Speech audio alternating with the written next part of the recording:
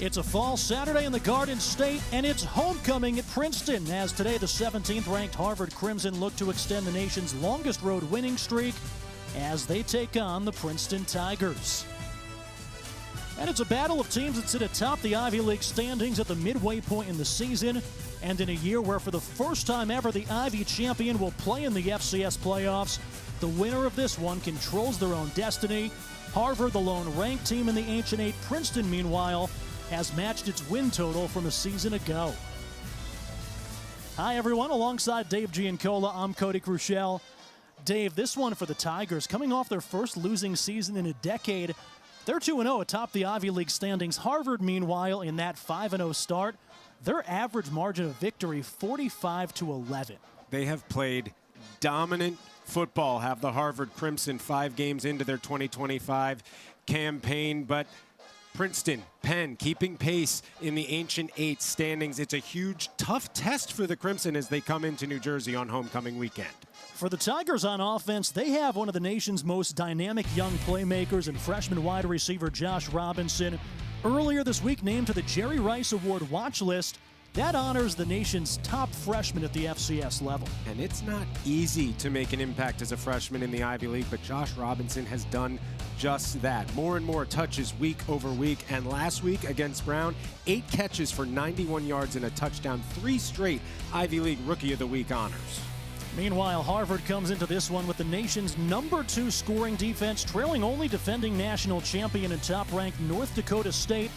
In both of their Ivy League wins, they've started it off with a defensive touchdown.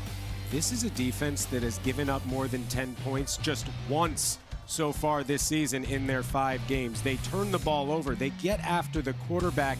And really important, they don't allow opponents to score in the first quarter. They've shut out their last 3 opponents in the opening few minutes. Princeton's got to get out to a hot start.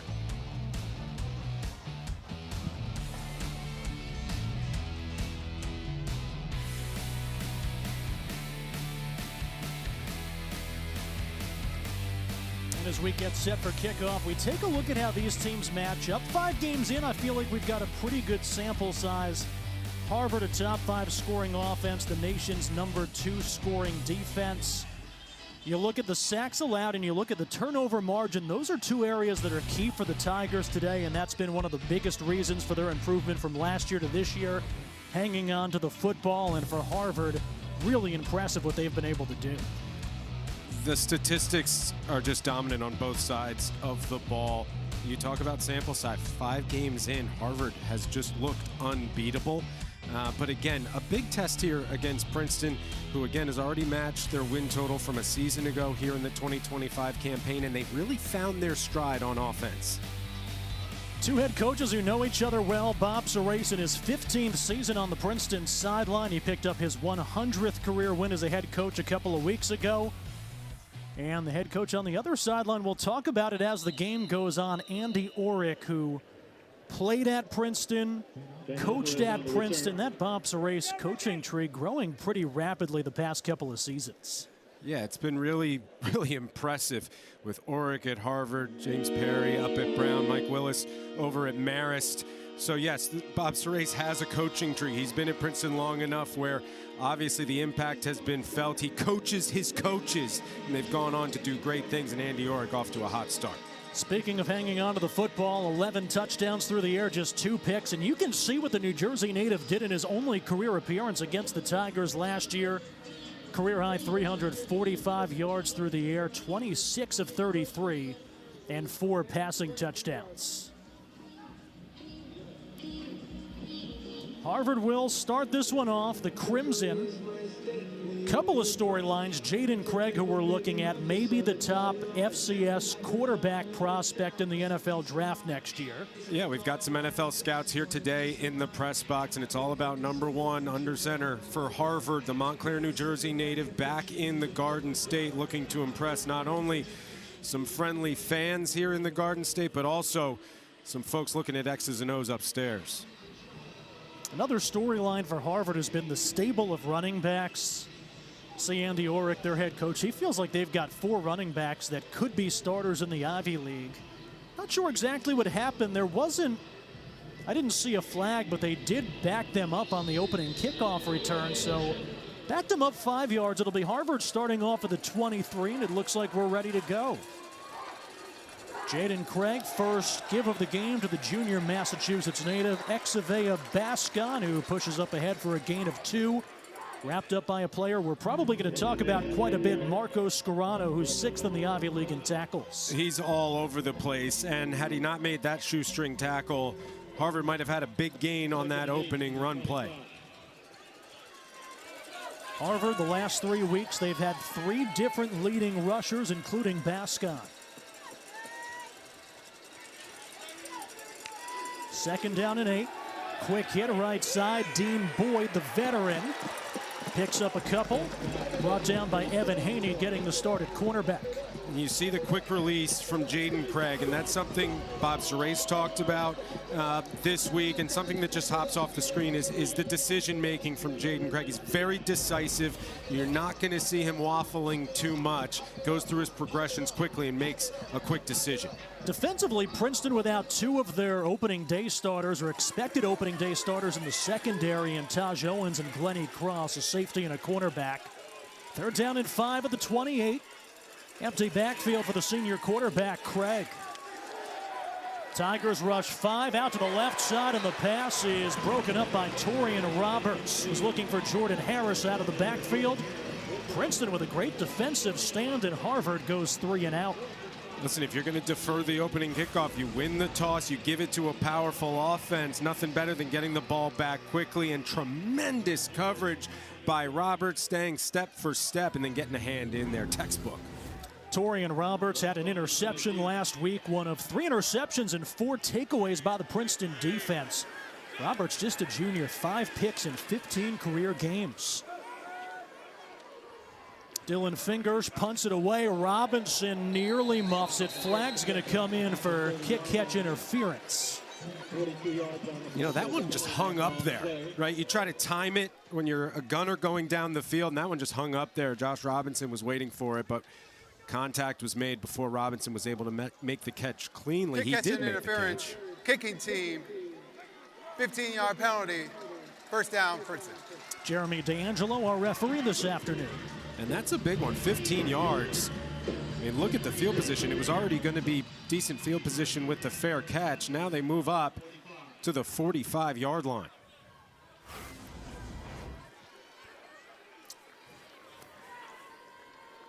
Good starting field position for the Princeton offense, led for the 6th consecutive game by Kai Cologne. First down, looking left, Roman Lorio left unmarked, and it's a quick strike for a Princeton first down. Lorio, the junior out of Ann Arbor, Michigan. Talked about Kai Cologne. Princeton early in the season, it was close to a 50-50 split at quarterback between Cologne, who missed a good portion of last year with an injury, and Blaine Hippa. 2 senior captains. Hippa started 9 of the 10 games a season ago. Heavy dose of Kai Cologne last week, and speaking of a heavy dose, Ethan Clark, coming off a career day, picks up 3 on the first down carry before he's brought down by Fed. And it's been a good stable in the backfield for both of these teams, as there's a whistle for a Tiger who's down after the play. There's an injured Princeton Tiger. It looks like left tackle Cooper Coors, who left last week's game with an injury. We weren't sure if we were going to see Cooper Coors. He's a senior out of Indianapolis.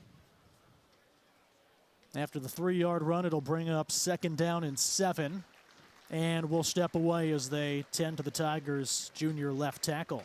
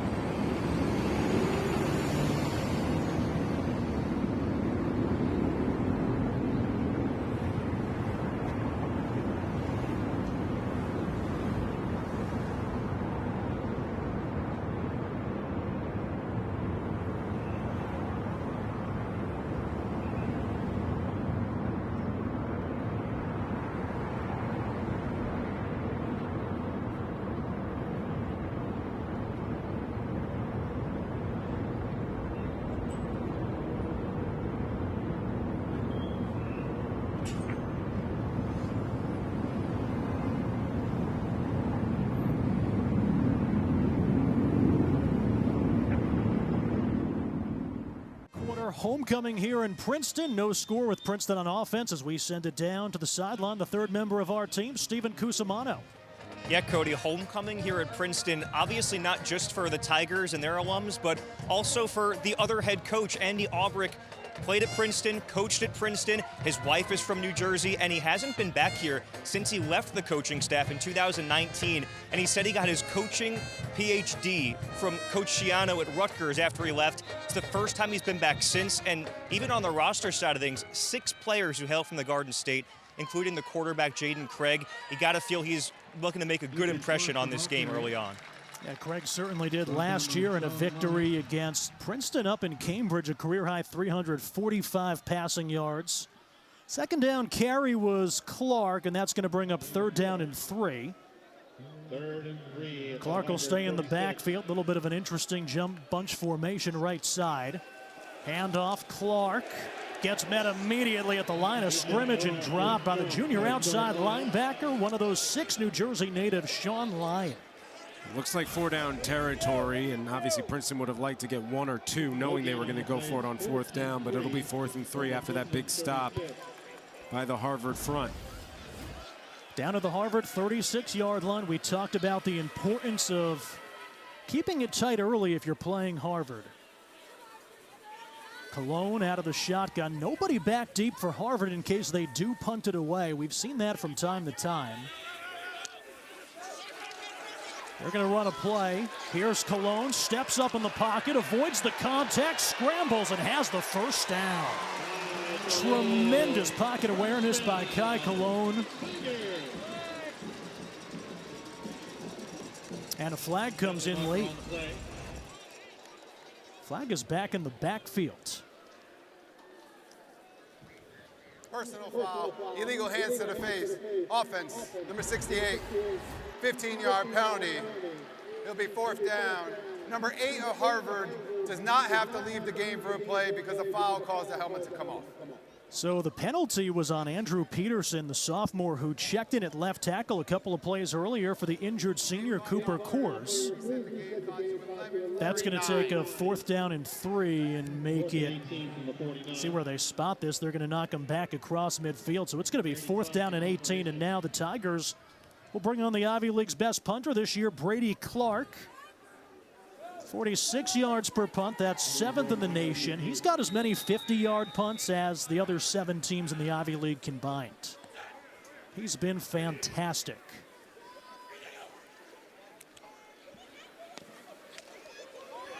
Jordan Harris back deep. This one off the side of the foot. It'll take a Princeton hop inside the 15. Down at the 12-yard line. So that's a 40-yard punt, no return. And after both teams have to kick it away on their first drives, we're still scoreless.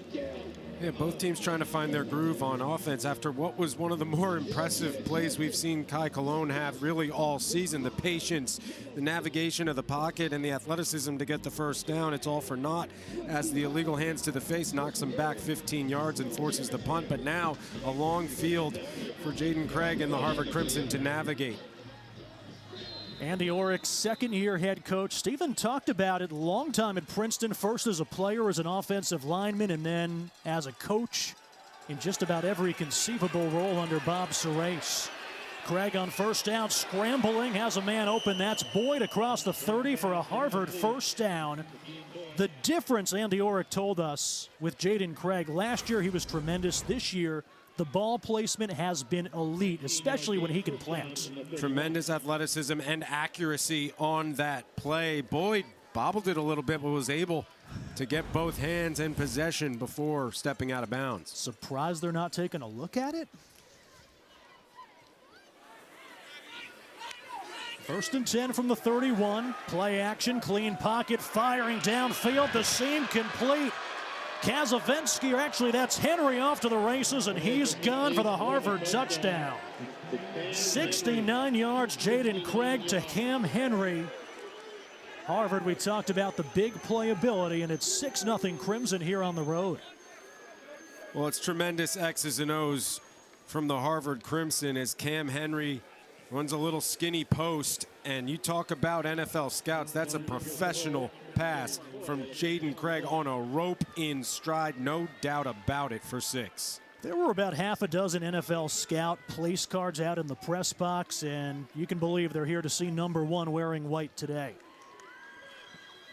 Extra point attempt by the sophomore Kieran Core is good, and it's 7-0 Crimson here on the road early in this contest. A strong drive led by Jaden Craig, and it's a strike to Cam Henry, and the undefeated Harvard Crimson go up 7-0 against the Princeton Tigers. These Bulldogs are the top dogs. Harvard, an overtime winner. Princeton into the round of 32. National NCAA Women's Rugby Championship in the Big Green of Dartmouth. It's over. That will do it. The Brown Bears and the Lions cross off. And Cornell will play on Championship Monday.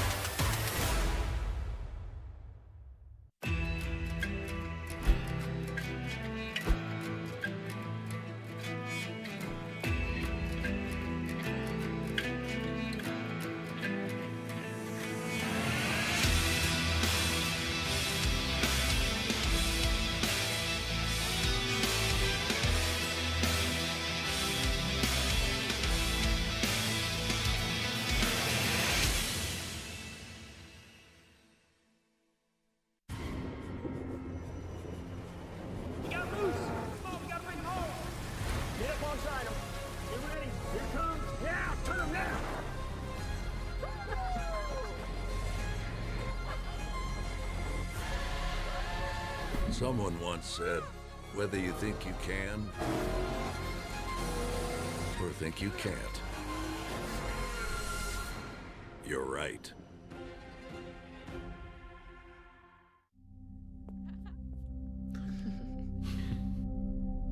Is that? Wow.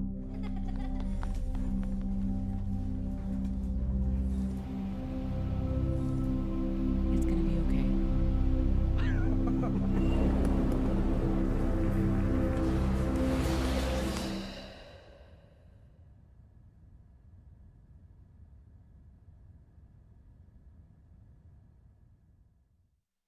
Well, 4 years ago on Powers Field, it was a battle of Ivy unbeatens. Overtime 3, Harvard looks like they've scored, but upon review, Princeton granted a timeout before the snap.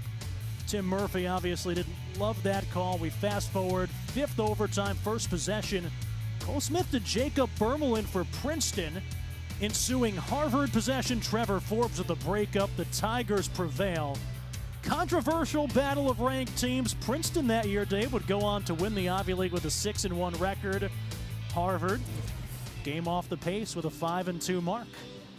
That was one for the ages. I asked you before the game, was that 2 years ago? You said that was 4 years ago, which either ages us or just shows how quickly these seasons go by and how fierce these rivalries are as that kick goes out of the back of the end zone. So Princeton, we talked about how you can't fall behind this Harvard team. They've been in a couple of close games early where they've been able to pull away. You go back to last week, looked like a lopsided victory, right? It was a 31-7 final score against Merrimack for the Crimson. That was a 13-7 game in the third quarter. So if you're Princeton, this is a huge opportunity. It's a huge opportunity, and if they are able to score in this first quarter, they're able to do what only one other team has been able to do against the Crimson defense this year. We didn't see a lot of Blaine Hippa, the senior lefty from Kailua, Hawaii, at quarterback last week, but he's in for series number 2. Design bootleg right, and he has a nice gain on first down up across the 30 to the 33 before Sean Line drags him down. Hippa does add an element of athleticism, although we did see Kai Cologne run for a first down that was called back due to a penalty, but Hippa does bring that dynamic to the field. For Blaine Hippa, the most important number, 0 interceptions this season. The lefty gets rid of it, gets hit, complete to the tight end Wassler, gets to the yard to gain, and it's a Princeton first down. Joey Wassler, the junior out of St. Xavier High School in Cincinnati, with his 8th catch of the season. And we saw Roman Lorio with a nice catch on the first possession for the Tigers. Tigers need to get Josh Robinson going early, given his last few weeks and how productive he's been. Kai Honda checks in. The give to the sophomore from California. Gets to the 40, gets hit, and gets dropped by Kirkwood, who's back in the lineup at inside linebacker after missing last week's game. Gain of 5 will bring up 2nd down and 5 for the Tigers. You'll always take 5 yards on a run play on 1st down. Kind of keeps you ahead of the chains, ahead of schedule, and opens up the playbook. Hippo rolling left. He trips, and he gets touched up by Jaden Kinlock, the inside linebacker, who will get credit for the sack. I think there was some miscommunication on the play call there. There was a play fake, but no running back there to fake the handoff to, and then just kind of a broken play from there that the Crimson are able to take advantage of for a huge loss. 2nd and 5 becomes 3rd down and 13 back to the 33-yard line. Honda had motioned out all alone left, trips right for the Tigers. Harvard sends 4. Hippa gets eaten up and dropped in the backfield, and that's Kirkwood. Nuosu there to help him as well, the sophomore defensive end, and there's that swarming Harvard defense on 3rd down. That's what Harvard does, and now you're playing from behind against the Harvard Crimson, which everyone's tried to do and has failed. But Blaine Hippa, you know, that's a quick sack. Really no chance to make a decision with the arm there. Princeton 2 possessions, 2 punts. It'll be Jordan Harris camped out at his own 30. First punt by Clark went for 40 yards. This will chase him back to the 24 where he calls for the fair catch. 48 yards, no return off the right foot of the junior kicker, Brady Clark. It'll be interesting to see how Princeton plays this 2-quarterback system today. Last week, we really saw the Kai Cologne show and a 40-point outburst by the Princeton offense. So for Blaine Hippa, he brings that element of athleticism, but if you're gonna have to play catch-up football, Kai Cologne has been the better quarterback from a passing perspective and putting up points. Harvard with a 7-0 lead. Last trip down the field, 69-yard strike right down the seam. Jaden Craig to Cam Henry. 1st down and 10, the give, DJ Gordon. Sophomore out of Indianapolis. He was recruited as a quarterback out of Park Tudor High School, where he had something like 5,000 yards his senior season. Still technically listed as a quarterback, but wanted to get on the field. They wanted to get the ball in his hands, and last week had a great contest, 104 yards and 2 touchdowns. Sometimes you just have a football player on your team, Cody, and you need to get them on the field regardless of the position at which they're listed. Man in motion, that's Kaufman. Give, Exavea Bascon couldn't get going. Picks up just a yard up to the 29 before he's driven back. Good swarming tackle, but a nice job by Bascon of kind of second effort there to elude the first tackle and get some positive yardage. You'll see that a lot. A ton of pre-snap motion in the backfield by Harvard. Another Princeton player down, this one on the defensive side of the football.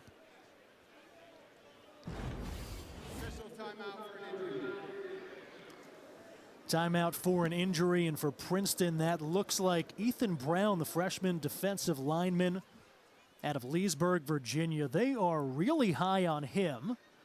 2 ways to look at last week. He got to the quarterback twice, was flagged twice for roughing the passer, which is obviously a no-no, but the fact that as a freshman making his college debut, he was able to get to the quarterback, that's a positive sign. Yeah, he's got a motor, that's for sure, and probably just some coaching on how to reel that in, rein that in, You'd and make it rather effective. have to do that. Yes. Rather reel them back than not be able to push them forward, and clearly he can get to the quarterback.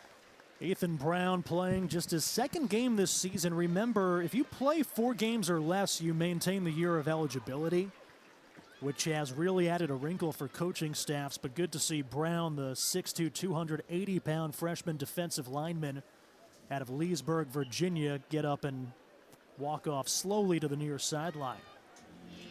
3rd down and 5 coming up. Huge play here, really, for both squads. If you get 3 yards, conceivably it could be 4-down territory. And for the Princeton defense, you desperately want to get the ball back. You do not want to go down 2 scores against the Harvard Crimson. Jordan Harris was in the backfield. He'll motion out wide right. So empty backfield for Craig, 3rd down and 5. Good protection again, clean pocket. Craig steps up off his back foot, underthrown, and that's going to be a flag against Torian Roberts. Downfield in coverage was draped all over the intended receiver, Brady Blackburn, who's been their Pass leading interference. receiver.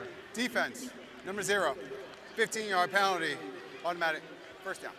That was interesting because Craig kind of threw it off balance. He did, and Roberts, I think, thought the ball was getting there early, and honestly, a little bit of panic by Roberts getting in the face of the receiver too early, and a very easy flag to be thrown in the secondary, a no-brainer, and a smart move by Craig, putting it up for grabs when the defense has his back to the ball. DJ Gordon in the backfield midway through the 1st quarter, 7-0 Crimson. Craig fires. Rare misfire too high for the 6-foot sophomore Blackburn. Blackburn's a really interesting story. Last year, didn't play a ton, just 4 catches as a first year. Comes into this one, 4th in the Ivy League in receiving, 3 straight 100-yard games. Andy Orrick told us when he got here they had 2 open recruiting spots in that class. Blackburn from Canada plays 12-on-12 football. That's what they do up there, so you weren't sure what kind of competition he was playing against, but you knew he could fly. From the 44-yard line, Craig rolling right, being chased by Marcelino. He's going to try to get to the sideline and gets back to the line of scrimmage, picks up a couple of yards. So avoids the loss, picks up 2, and keeps it 3rd down and manageable. Yeah, does a nice job of recognizing the pressure, rolling out to his strong side to keep the play alive, keeps his head up. He's looking to pass the entire time until he finally turns the corner for a gain of 2 yards. Jaden Craig, after that touchdown pass on their 2nd drive, his 39th career touchdown. He's now 2 shy of the Harvard career record held by Neil Rose, who graduated in 2003. Really impressive when you factor in that Craig didn't play as a freshman, wasn't the starter his entire sophomore season, hasn't played the entire second half twice this year. They go back in the direction of Blackburn, draped by Roberts. That time the coverage is clean, and it'll be 4th down and 8, and Harvard has to punt it away. Roberts has had a tall task on the outside. He's been on an island, no help over the top, and they're trying to take advantage of that one-on-one matchup, but Craig has overthrown a couple. Roberts got called for the interference earlier, had a nice breakup earlier, so we've seen a lot of Roberts. Josh Robinson camped out at the 20 as they bring in Dylan Fingers to punt it away for the 2nd time. Princeton nearly got there. This hangs up in the air forever and takes a beautiful Harvard hop down inside the 5. Still rolling, touched up at the 2-yard line. That's a 52-yard punt by the sophomore with no return. I mean, that was a pop fly to short center and somehow ends up inside the 5. A beautiful punt, and Princeton with a long field to navigate if they want to get on the scoreboard here in the 1st quarter.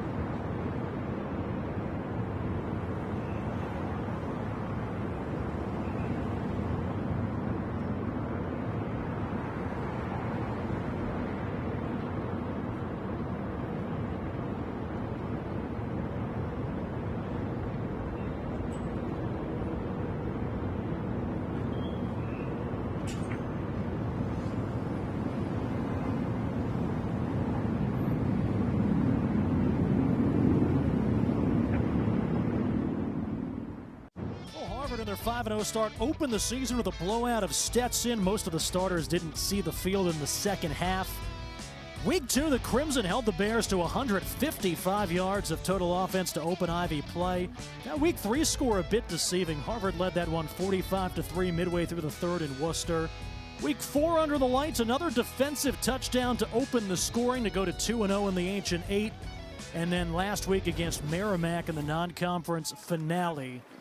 Harvard a little bit of a precarious situation. We told you 13-7 in the third quarter before they put some separation between themselves and the Warriors. And as Princeton comes back on offense, they were backed up to their own 3, and Kai Cologne comes back in the game at quarterback.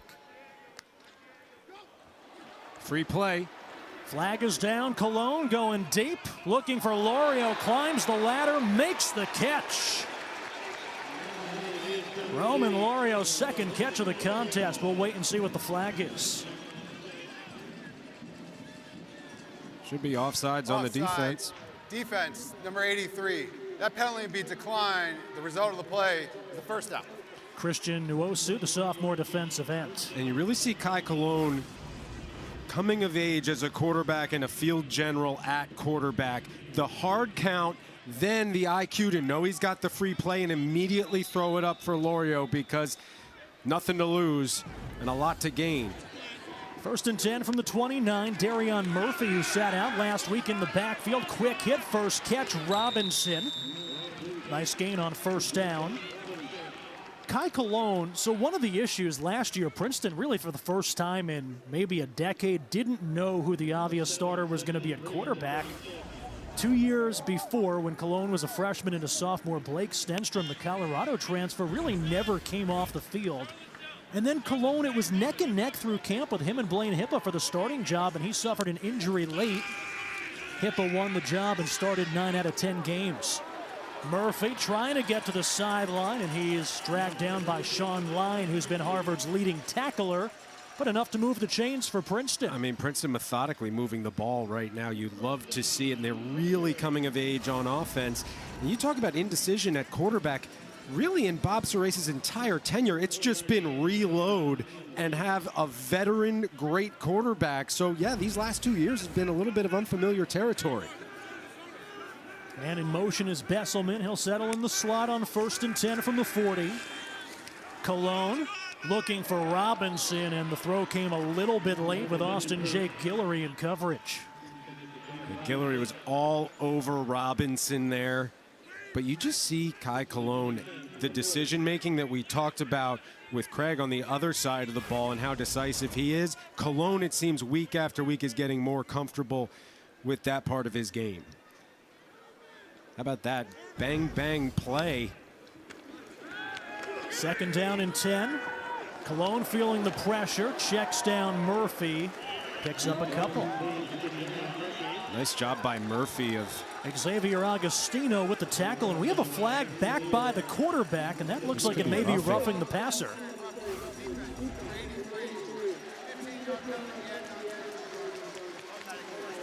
Christian Nwosu. And Nwosu with 2 costly penalties on this drive. And that's a tough one because Cologne hasn't fully let go of the ball. Nwosu's head is down, and yes, he does drive the quarterback into the ground, but may not know that he didn't have the ball. Princeton will get a fresh set of downs as Ethan Clark checks in the backfield. Kaludis in as a blocking tight end. Give to Clark, and the junior rumbles up ahead for 8. Ethan Clark had a really good opener. 7 carries, 72 yards, a touchdown on the ground, the touchdown through the air in that opening day loss against San Diego. The next 3 games for Clark, he was under 2 yards a carry before breaking out last week. 120 yards on the ground, that's a career high, plus his 4th touchdown. From the 34-yard line, Cologne looking for Kaludis, throws it up, dangerous play, incomplete, and a very late flag comes in on the near side. So Ty Bartram downfield in coverage. Looks like the call is going to be defenseless receiver. Now, the Princeton receiver had stepped out of bounds, so had he caught it, it would have been illegal touching downfield. This will be an interesting call. 2 of the least penalized teams in the country. This will be the 5th penalty here in the first quarter. Personal foul, targeting, defense, number 21. The call of targeting is under further review. They always take a look at that. Ty Bartram, who's the team leader in tackles, last year was a Bushnell Cup finalist. One of 3. That's the Ivy League Defensive Player of the Year. And what do again, you see? Targeting's all about the crown of the helmet. And I didn't see targeting initially. I don't see it there. It looks like side of the helmet. Now, unnecessary roughness, defenseless receiver, those types of calls is more along the lines of what I saw live. And, you know, that replay doesn't really change my mind. I don't think we're going to get a targeting call here. It's really a 6-inch radius at the crown of the helmet, and I don't even see the top of the helmet make contact with the receiver. So, again, I think it's unnecessary roughness, but not targeting. Ty Bartram, the senior, 2 years ago as a sophomore, 6th in the Ivy League in tackles. Last year when he was a runner-up for the Bushnell Cup, At the further 3rd in the review, circuit. there is no foul for targeting. Number 21 of the defense may stay in the game. 3rd down. So no call for targeting and no penalty at all. 3rd down and 2 coming up for the Tigers. Yeah, that's where actually getting called for targeting benefits Harvard, because it wasn't targeting. You don't go review unnecessary roughness. Princeton has struggled today on 3rd down. So far this year, they've been pretty good. 44% coming into the day. That's 3rd best in the Ancient 8. 3rd down and 2. Clark in the backfield with Robinson in motion. 5-man rush. Firing Robinson, leaping 1st down inside the 30. 2nd catch of the day for the 3-time reigning Ivy League Rookie of the Week. And what's really impressive about Josh Robinson is his catches are for 1st downs. Right, when we saw him kind of burst onto the scene against Columbia, it was 4 catches for 73 yards, and all 4 were for 1st down. So you're seeing a freshman make big catches in clutch moments. Down to the 29-yard line, Princeton with a fresh set of downs. Robinson, Tampa, Florida native, the first 2 weeks of the season had 2 total catches. He has 26. Cologne looking right, underthrows Lorio just a bit, but Roman comes back and makes the catch. And again, this Harvard defense is tough to crack. Princeton, again, methodically moving the ball down the field, getting 1st downs when they need it. But I can't stress this enough. This Princeton passing attack looks completely different than what we saw in the first few weeks when they were really trying to find their identity. Looks like they may have found it. Give to Clark on 2nd down and 3, and the junior has the 1st down. Princeton, right, if you're playing Harvard, you've got to run the football, and you look at what Merrimack did last week. I think they had something like 13 pass attempts and 48 carries. Granted, a different style. They have a lot of designed quarterback runs. Princeton had an extra offensive lineman. They had a couple of tight ends in the contest, and they picked up the 1st down. Cologne looking end zone, man open, Besselman, touchdown, Princeton.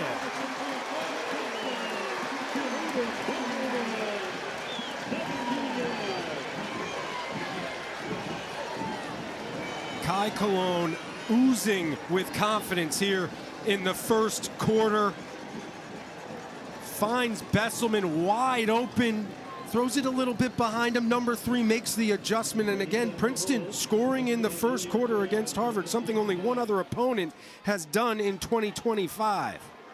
Esteban Nunez-Perez, the junior, who is handling kicking duties for the 1st time this season for Princeton, on for the extra point. And we're knotted up at 7 with 1:27 to go in the 1st quarter. Hayden Besselman hauled in his 1st career touchdown 2 weeks ago in the non-conference finale against Mercer. And he's got one to pull Princeton even here late in the 1st quarter in front of a great homecoming crowd. Cologne play fake, 3-step drop, and no doubt about it, wide open. Besselman, just a slant route, some miscommunication from the Harvard defense in the middle of the field. That doesn't happen often. When it does, you want to take advantage of it, and the Tigers do, and they strike here on homecoming weekend. Kai Cologne now 9 for 11 for 80 yards and a touchdown. 17-yard strike, the senior Cologne to the junior Besselman out of Upper St. Clair outside Pittsburgh. Gives the Princeton faithful something to make some noise about. It's an impressive crowd on a beautiful fall day here in Mercer County. It just feels like football season. You add homecoming and you add a crowd like this and a rivalry like this, and it's the Saturdays that you kind of dream about when you wait for the season. So all knotted up at 7. It was a battle between two of the top 3 teams in the Ivy, those two undefeated teams sitting at 2-0. This one returnable out of the end zone by Jordan Harris, has a seam up the left hash. And a nice return by the junior out of Ellicott City, Maryland. 1:22 to go, first quarter. Harvard will try to strike back.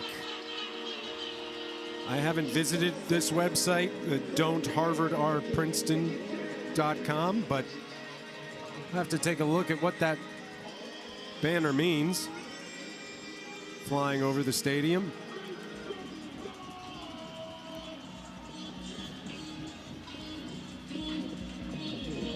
So they'll spot it at the 25-yard line. First down and 10 for the Crimson. Jaden Craig 3 for 7, but one of those 3 a 69-yard touchdown to Cam Henry on Harvard's second drive.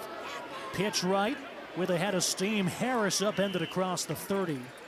Casey Etienne Jr., the sophomore quarterback, Florida native, with the stop. Pickup of 8 on the first down carry.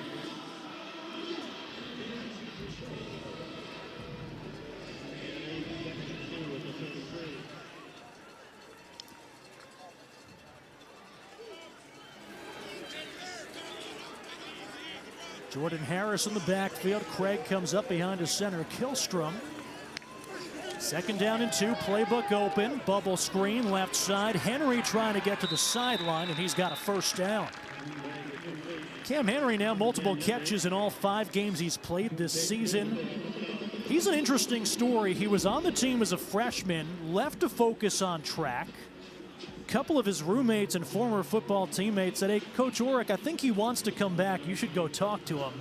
And boy, are they happy he did. 13 catches now on the season. Great productivity as the clock winds down here in the first quarter. First down and 10 from the 38, maybe the final play of the quarter. Here's an end around. They give it back to Henry, running left with a caravan. Has a first down across midfield.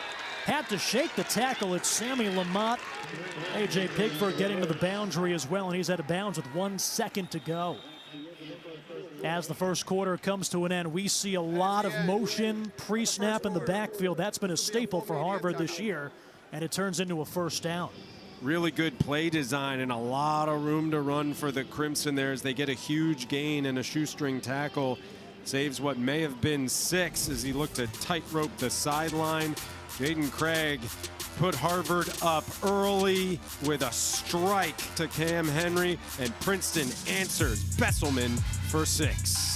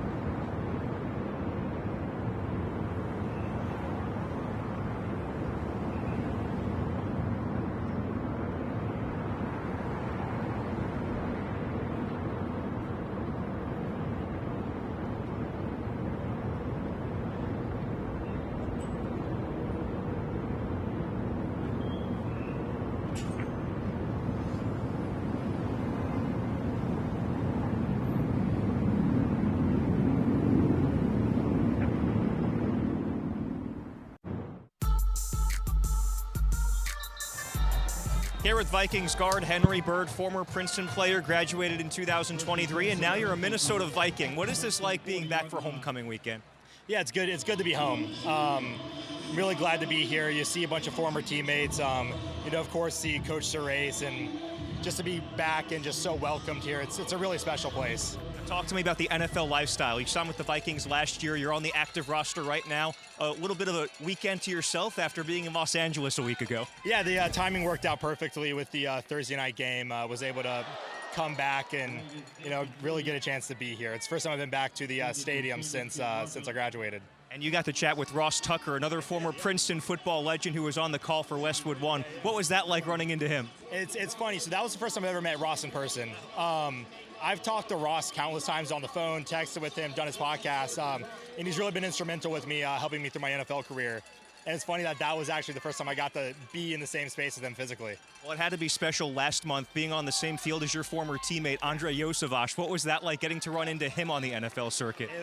It was so special. I was itching to tell him the whole week that I would be playing, but I didn't want to tip the hat with any injuries. But it was a dream come true. Just coming in the same class with him, just everything we went through in our 5 years together here to have my first NFL experience, be on the same field as him. It was funny when we were doing our pregame warm-ups. They were on one side of the field, and Andre was exactly lined up across from me. It was almost fated to be. Fantastic, Henry. Great to have you back here for homecoming weekend, and best of luck with continued success. Yeah, go Tigers. On 3rd down and 5, Exavea Bascon has a seam, has the near sideline, and has a Harvard first down deep into Princeton territory. How is it possible that Henry Bird and Ross Tucker had never been in the same place before this week? It is hard to believe, especially because Princeton does such a great job bringing back alumni to talk to the students. But Ross has done a great job, obviously played professionally, but has made a name for himself in media. And I'm old school. I love listening to football on the radio, so I hear a lot of Ross and Henry and Andre facing off against each other, two Princeton alums. What a great moment for those two. First down and goal for the Crimson, who had a 7-0 lead before Princeton countered. Bascon trying to push the pile up the middle, picks up 3 or 4.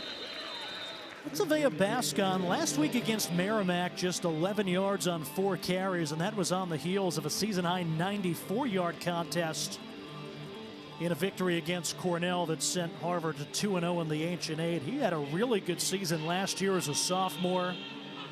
15 carries, 71 yards, and a lopsided victory up in Cambridge against Princeton.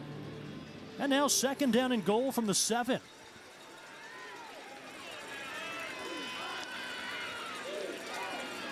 Motion man is Caden Kaufman. Osborne in at tight end, give to Bascon, running right up the middle.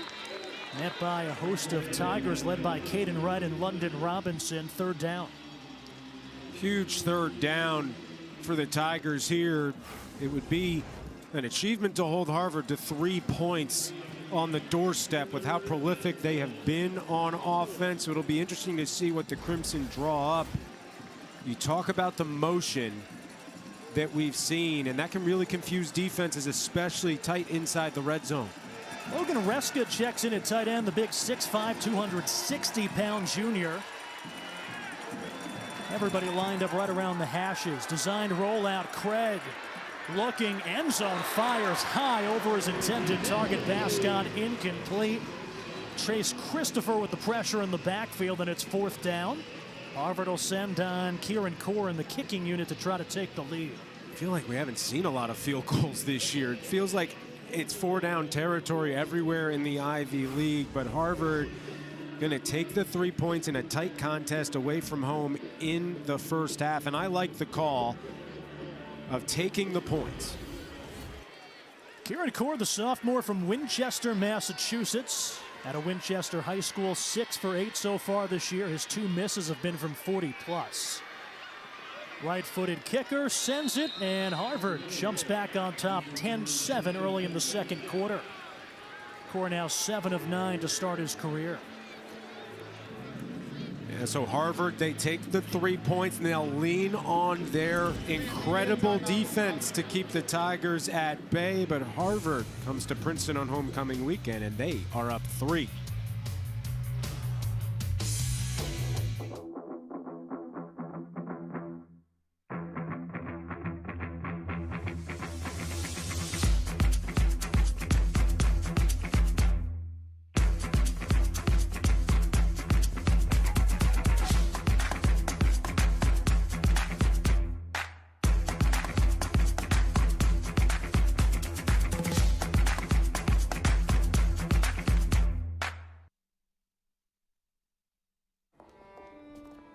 We see the promises you make. Doing more than your fair share. Working twice as hard. Saving lives, changing lives. And your life's work deserves nothing less than a lifetime guarantee. You made a promise. So did we. TIAA's promise of a guaranteed retirement paycheck for life is a promise that pays off. For the big, for the small, the short, and the tall. Peacemakers, risk takers. For the optimists, pessimists, exhibitionists. For long-distance love. For the far-sighted, nearsighted. For introverts and extroverts. For the thinkers and the doers. For old friends. Coca-Cola. For everyone. Walk a mile in our shoes, from the classroom to the locker room. Here, our promise and our passion propel us down paths few dare to travel. We venture forward, energized with every step. We defy convention in defining ourselves, pushing to achieve, serve, and lead at the highest level. With teammates, teachers, coaches, and classmates at our side. Together, we are Tigers. Together, we are Princeton.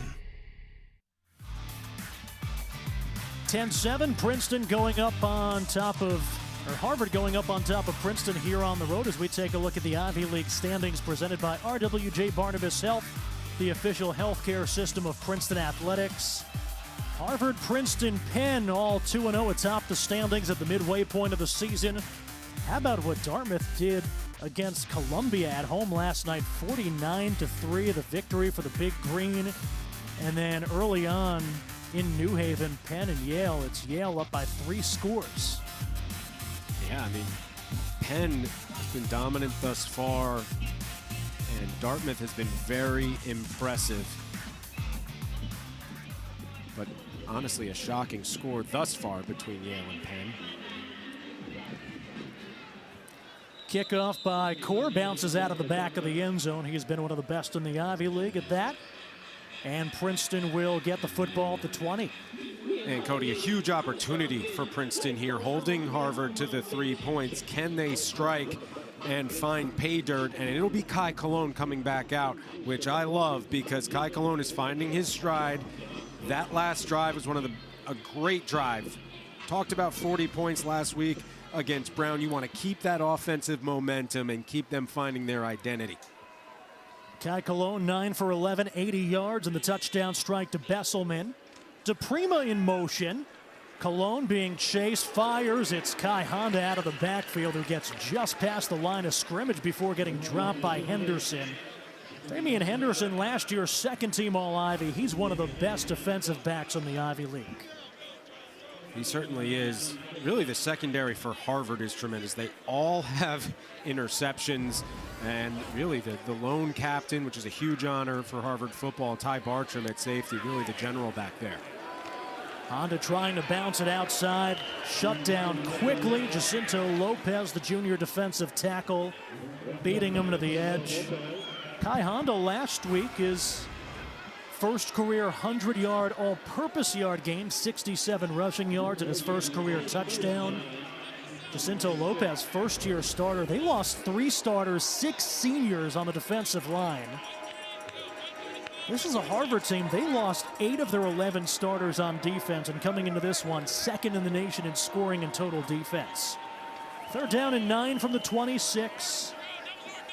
Princeton 1 for 3 converting on 3rd down today. Play clock winding down. 4-man rush. Cologne fires. Robinson skying to make the first down catch. Tackled by Jack Donahoe, the nickel back, but another catch by Robinson, and they almost always go for first downs. Tremendous corner route, gets position, and you said it, climbs the ladder. Robinson only 5'7", but it's hard to overthrow him because he has a vertical. Robinson, week 3 against Columbia, 4 catches, 73 yards. He was the first Tigers freshman with 70-plus yards in about 14 years. And he's done it twice. And that's 14 years with multiple NFL receivers coming out of Princeton. First down and 10. Cologne working the pocket, running left. Fires, coming back, making the catch. Paul Keener for the Princeton first down. What impressed you most there, Dave? Listen, the offensive line did their job. Cologne had to hold on to it for a lot longer than an offensive line should have to block, but Cologne moves to his left, not his strong side. Good patience, decides not to take on a linebacker one-on-one in the run game, patiently waits for the receiver to come back to him. Some misdirection. Here's Wassler, the tight end, and he gets cut down by Henderson in the backfield. Loss of 2 on the second catch of the day by the junior tight end.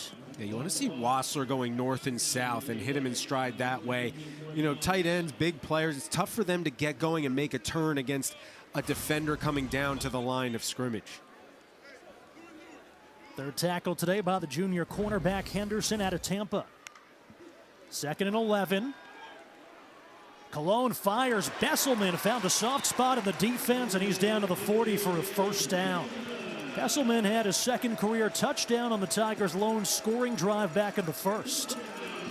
They're going to give him the first down. The initial spot, I thought it might have deserved a measurement, but we don't see those very often. Measurements. We've been doing this, what, 9 or 10 years, and they've measured once? Yeah. Jackson Green, receiver, out to the right of Cologne. Green got banged up, didn't play most of the second half last week against Brown, but he comes in as the Tigers' second leading receiver. Bubble screen, they're going to look to throw it. That's DePrima, the high school quarterback. Gets to the perimeter, gets out of bounds. If you're a Harvard football fan, you know the name Charlie DePrima well. Landon DePrima, also out of Ramapo High School, New Jersey, his younger brother. And really good decision-making by DePrima of, okay, it's not there, and he takes off and shows that he can run with it, and a good gain there on first down.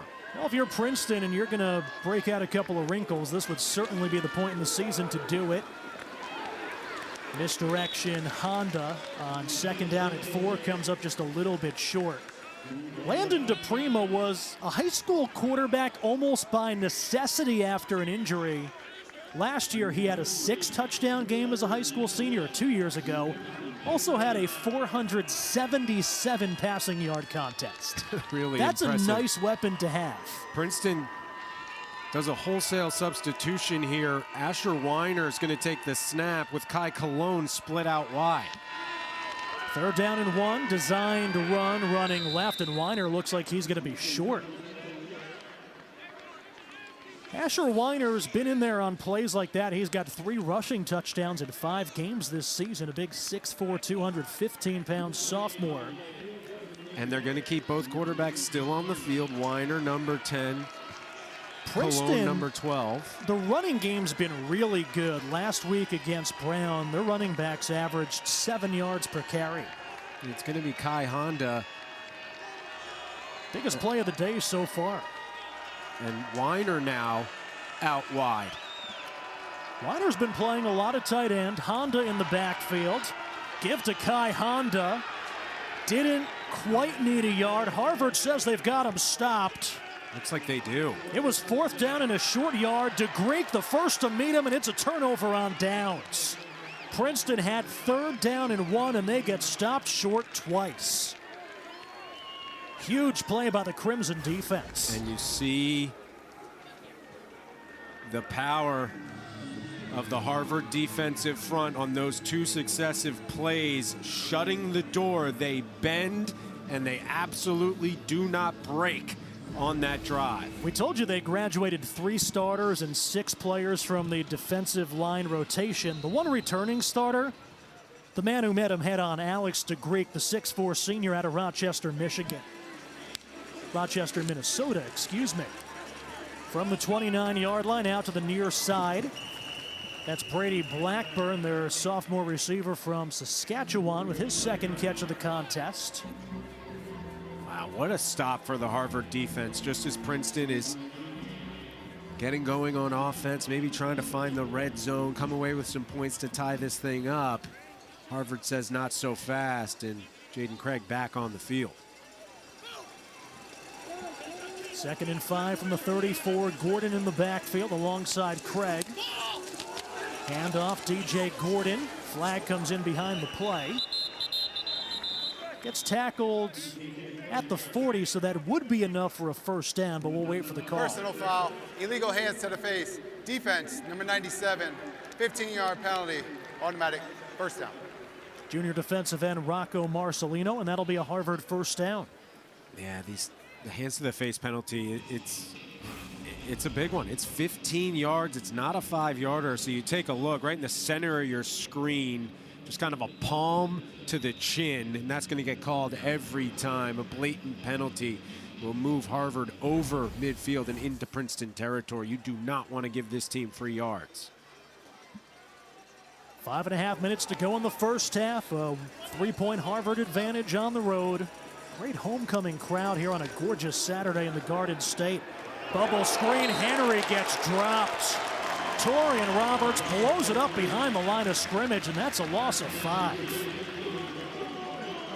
What a read by Roberts. He sees it all the way. Henry can't even get his head up field. And when you see a hit that hard, you immediately just say, any flags, any flags? No laundry on that one. They'll call it a loss of 3, so 2nd and 13 right around midfield. Gordon in the backfield, 3 wideouts for Jaden Craig in the Harvard offense.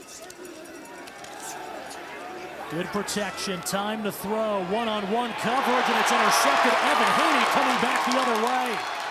They were looking for Blackburn, Haney looking to cut it center. And Princeton with a big takeaway on defense in a 3-point contest. Evan Haney with his 2nd pick of the season. Haney, we're thinking about running it back. Instead, he'll run to the turnover bell and make some noise here on homecoming Saturday. This Princeton defense doing something everybody struggled with, and that's make Jaden Craig look mortal. What a catch. Princeton will get the ball back down 3 against undefeated Harvard.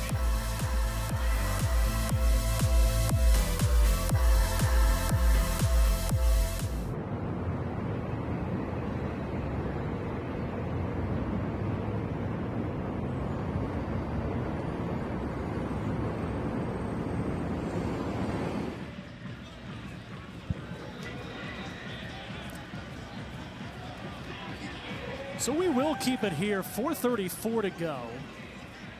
2nd quarter, and Princeton will get the football back. 10-7 the score. Harvard on top on the road.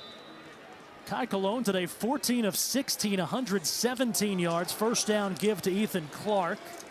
And the junior, who had a career-high 120 yards and a win on the road at Brown last week, picks up 3. How about the catch in the secondary? A fantastic job by Haney.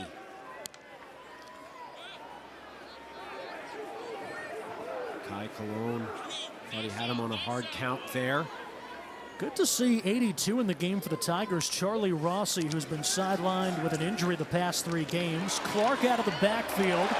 Gets past the tackler. That's Lyons still on his feet down the sideline. 1 man to beat. It's Bartram. Touchdown, Princeton, 51 yards. Ethan Clark. 2 of the best players in the Ivy League, Sean Lyon and Ty Bartram, had a shot, but tremendous blocking down the sideline. And Princeton goes on top 13-10 here in the 2nd quarter. Great blocking, but great 2nd, 3rd, 4th, 5th effort by Clark. Would he get the first down was the first question. And then would he get the touchdown? He does. Princeton takes the lead. Does that count as an angry run? Esteban Nunez Perez with the extra point to make it 14-10 here late in the 2nd quarter. If anyone can get an angry run, it should be a Princeton Tiger, given that Kyle Brandt is an alum. But either way, angry or not, Ethan Clark, he's happy now as he marches into the end zone to get Princeton 14 points and a 4-point lead.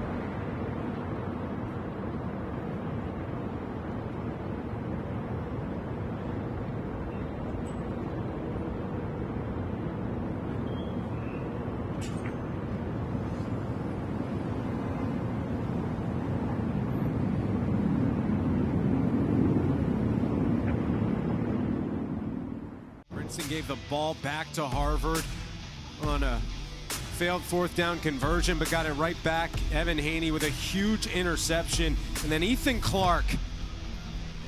How about the broken tackles, not only to get the first down, but get the touchdown. And just when everyone thought it was Harvard and everyone else in the Ancient Eight, Princeton takes a 4-point lead here in the second quarter. We've got ourselves a tremendous Ivy League football matchup. And Ethan Clark, who has 4 rushing touchdowns on the season, adds his second receiving touchdown.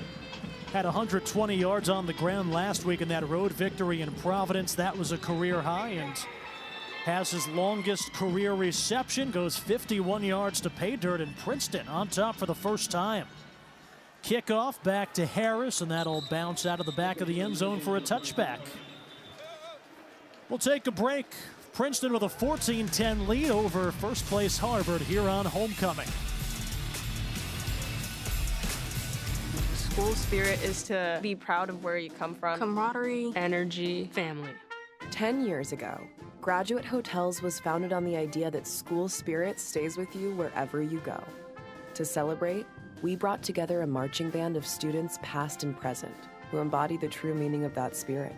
Meeting for the first time in Princeton, New Jersey, the band shares their stories and reminds us that no matter where we come from or where we're going, we are all students. I don't care what school you go to, the spirit never dies. 1, 2, 3, 4.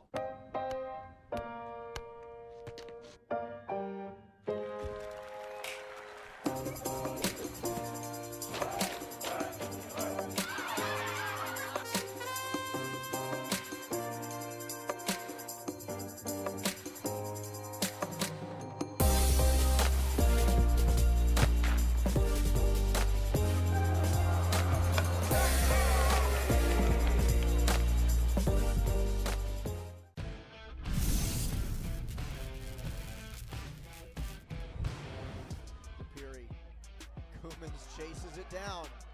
Solo effort. From deep, off the crossbar, scores! Drew Coomans, are you kidding? What a way to score your first goal of the season. Coomans couldn't believe it.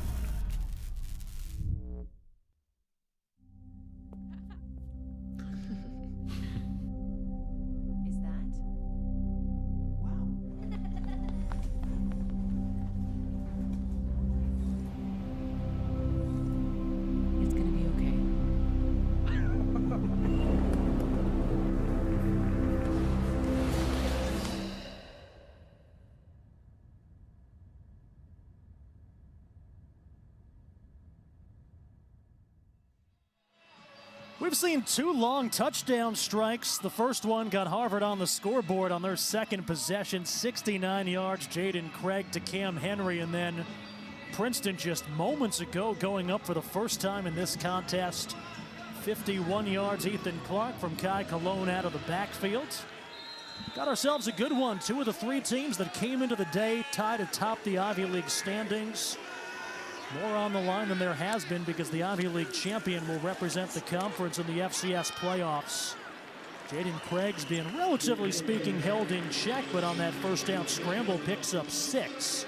Chase Christopher, the Tigers' leading tackler, on the stop. Yeah, good little read option there as the quarterback takes it for a solid 6-yard gain on first down. Second down and 4 from the Harvard 31. Play fake.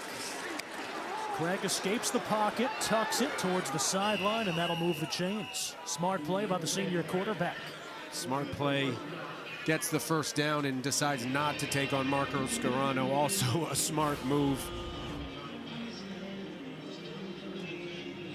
Nice job of getting what Harvard needs to extend this drive. They'd love to take a lead before halftime. The running back is Bascon. The man in motion is the tight end Gil Martin. With a head of steam, bubble screen right side, Cam Henry up the right hash.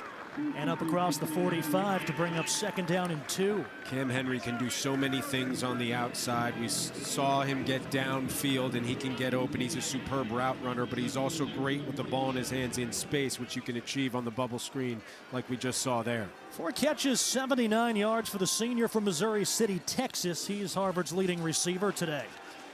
From the 46, behind the running back, Bascon shakes the tackle. Flag comes in late. Casey Etienne Jr. finally drags him down, but we'll wait for the call.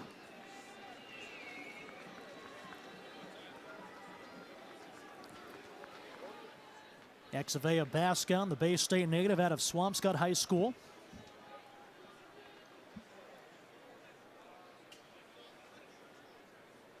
After further discussion, the block in the field was legal. 3rd down. Correction, the result of the play was a 1st down. That makes more sense. Let's take a look. Take a look here. Yeah, not in the back. That would have been a tough flag. That would have been a very tough flag. Fresh set of downs for the Crimson. Looking to swing the seesaw their direction after Princeton went on top for the first time. 4-man Tigers rush. Craig fires far sideline. That's Blackburn. 2nd catch of the day for the Tigers, or the Harvard leading receiver. 3 straight games over 100 yards coming into this one. That is the 2-minute timeout. This will be full media timeout. 2 minutes to go in the first half. This has been a good one between 2 Ivy League heavyweights. Princeton on top, Harvard driving here on Homecoming.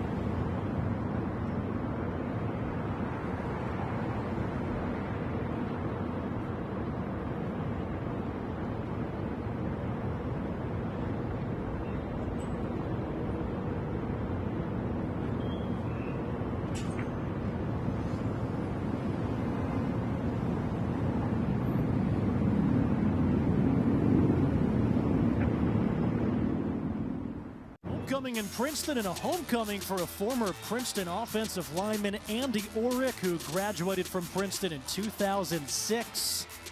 And then 2 separate stints on Bob Serace's coaching staff. 2011, and then a stop in the NFL 2012 with Greg Schiano with the Tampa Bay Bucks. And then you can see rose quickly once he got back to Princeton before a 4-year stint in Piscataway, and now his 2nd season in Cambridge. Yeah, spent a lot of time between here and Piscataway building up the experience needed to be a great head coach. And A.J. Serace, Bob Serace's son, a quarterback on the Rutgers team as well. Down the middle, Seamus Gilmartin, the junior tight end, with a 1st down deep into Princeton territory. First catch of the day for the 6'4" junior from California, who Andy Orrick said He's a mismatch. He's going to be bigger than defensive backs and faster than linebackers. Yeah, what a throw and catch in traffic. Tight window, good completion, and a great first down to get Harvard inside the 10-yard line with 1:40 to go here in the half. Princeton's going to hustle to try to get London Robinson on the field. They have 11 out there. First down and goal from the 7. Looks like the Tigers were able to get set. Bascon up the middle immediately, met by the senior safety and captain Nasir Hill. Two-time All-Ivy League selection. Timeout. First of the half, 30 seconds in length.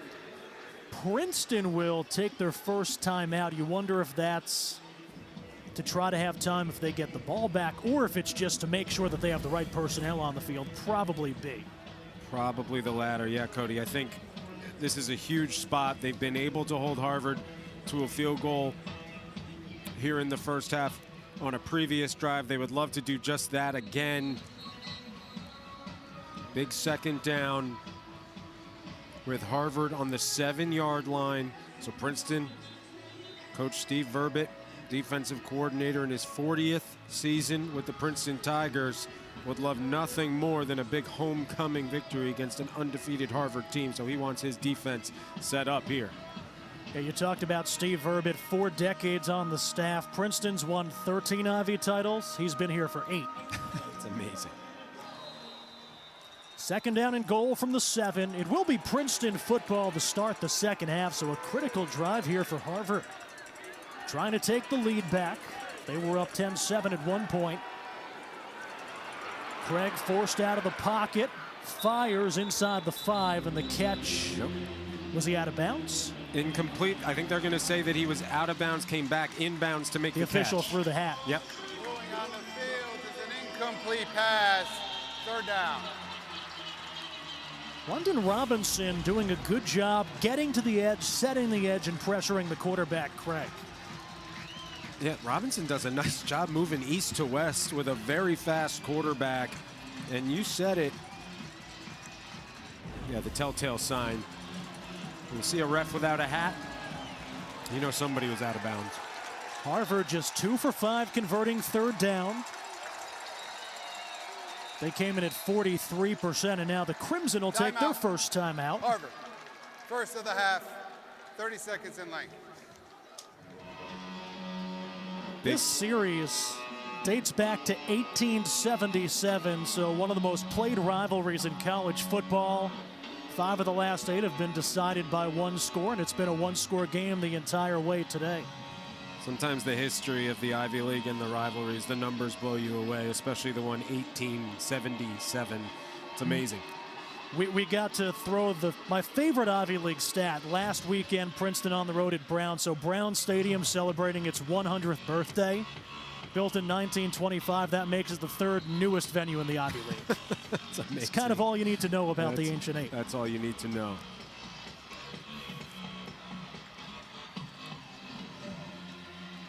Big spot here. Andy Orrick, he's been all over the officials today. Such a sharp football mind, and we talked about where he shaped that mind here at Princeton. Year in the NFL with the Buccaneers, and then up with the Rutgers Scarlet Knights. He's seen football on every level, and he's got Harvard humming. A great crowd on their feet here on homecoming in Princeton. Third down and goal for Harvard. 3-man rush. Craig fires, and it's batted down. Kyler Ronquillo with the breakup. Pass into the end zone looked like it was intended for Ryan Tattersall, the first year from Delaware. And Harvard's going to bring on the field goal unit to try to make it a 1-point game. If there was a roof on Princeton Stadium, it might have come off if Ronquillo had made that pick. He might have been gone. That's what I think everyone Harvard in the had stadium the thought. offense moving right. Yeah. Yep. Great job, nevertheless. 25-yard field goal attempt for Core. And it's a 1-point contest with 1:05 to go.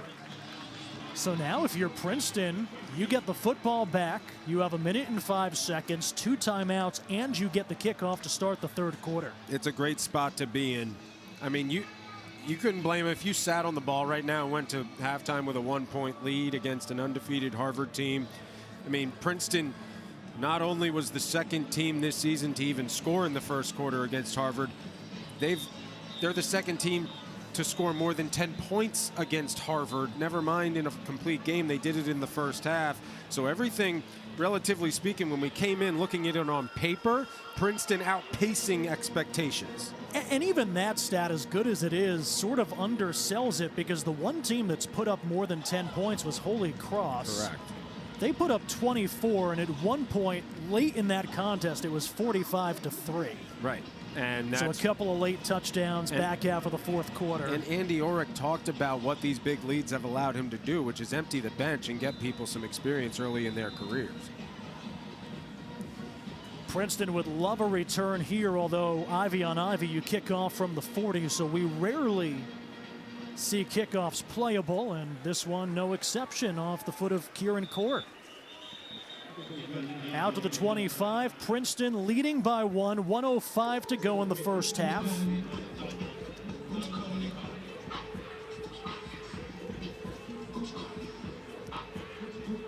Kai Cologne having his best game in his, hard to call it a young career because he's a senior, but this is his 5th career start. 15 for 17, 168 yards and 2 touchdowns.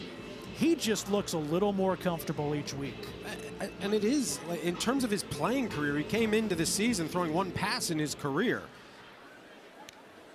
From the 25, 4-man rush. Looking right, man open, and it's broken up. Lorio, the intended target. Austin J. Guillory there to bat it down. Great job by Guillory. And Lorio had already started thinking about turning upfield. But Princeton being aggressive here, seeing if they can get a chunk play. Guillory had a fumble return for a touchdown in an Ivy League win a couple weeks ago against Cornell. Harvard's got 3 defensive touchdowns over the first 5 weeks. 2nd down and 10, Cologne keeping the play alive. And he's going to get out of the pocket and throw it away. 3rd down. Jake Darling on the pressure for the Crimson. Now if you're Princeton, you've got to be careful. Yeah. Harvard's got 2 timeouts, 51 seconds to go. 2 timeouts, good special teams, and potential field position. Bob Sorace in his 15th season as the head coach at his alma mater. Murphy, the man in motion in the backfield. 3rd down and 10. Cologne takes the snap. 4-man rush. They had him by the jersey. Fires, and it's intercepted. Jack Kirkwood, the inside linebacker, with his first pick of the season. Harvard will have great field position and a chance to take the lead with 44 seconds and 2 timeouts. Been singing the praises of Kai Cologne, and that's one he wants back. Thinking about that play, one thing you wanted to do was a completion or a run play so that at least Harvard has to use a timeout. They're going to review the interception. It looked clean from our perspective live. Yep, looks like the hand is under it. The arm cradles it well, so that should stand, and Harvard should have the ball at the Princeton 32-yard line. But just going back to kind of situational football, you wanted at least a completion. Of course, a 1st down if you're Princeton would have been ideal, but even a sack there at least forces Harvard to take a timeout, and you can punt the ball away. The only thing worse than an incomplete pass there is a turnover, and that's exactly what we saw. And Harvard's now got 10 interceptions. They came in 6th in the nation out of 126 teams in interceptions. And now at least 1 pick in each of the first 6 contests, and that's Kirkwood, who didn't play much over the past 3 weeks, sat out altogether in the non-conference finale last week against Merrimack. Yeah, and Cologne, you said it, would like that one back. He's made such good decisions today, and you really do need to play almost perfect football from a really a decision-making perspective against a defense like this that has the propensity to turn the ball over and get to the quarterback. Cologne doing such a good job, but on that one, that's going to be a mistake he's going to look back on if they're able to convert here before halftime. For Kai Cologne, just his 3rd interception in 6 games this season, so generally has done a good job hanging on to the football. And defensively for Princeton, you want to play your game. Don't get overly conservative. Don't drop back. You can look back at what the Giants did against the Broncos last week. They drop 8 when field goal range in the NFL is now seemingly 70 yards, right? You don't want to drop back. You don't want to get outside yourself. Play your standard defense. The field of an interception has been upheld. It'll be first down, Harvard. No surprise there. Worth noting, Kieran Core, his career-long field goal came last year against Princeton, and that's 34 yards. He has 2 misses this season. They've both been from 40-plus. So I think if you get it into that 34-35 range for the sophomore kicker, you probably feel pretty good. I think you keep some help over the top, so you kind of play it down the middle, right? You don't want to put somebody on an island where if they lose a step, it's a touchdown, but you don't want to drop back and start playing a prevent defense just because you think you might keep them out of the end zone. Bascon in the backfield. They've got a tight end lined up slot left in Osborne, the walk-on. Craig dancing. Craig hit, and he bounces it incomplete thanks to the pressure by A.J. Pigford, who had a couple of sacks late last week. Great pressure by Pigford. Pigford's had a great season, some fantastic plays in the secondary. And if you're Princeton, you like to see this. The last thing you want is a talented quarterback with NFL scouts here to see him just sitting back and having time to survey the defense. 2nd down and 10. Harvard still has 2 timeouts remaining as they motion Osborne. Bascon off the left hip of Craig. 4-man rush. Rowland being hung on to. No flag. Pass is incomplete. Broken up by Tyler Morris, the linebacker. Princeton wanted the flag. You could see it from up here that the jersey was being held. Sekou Rowland, number 11.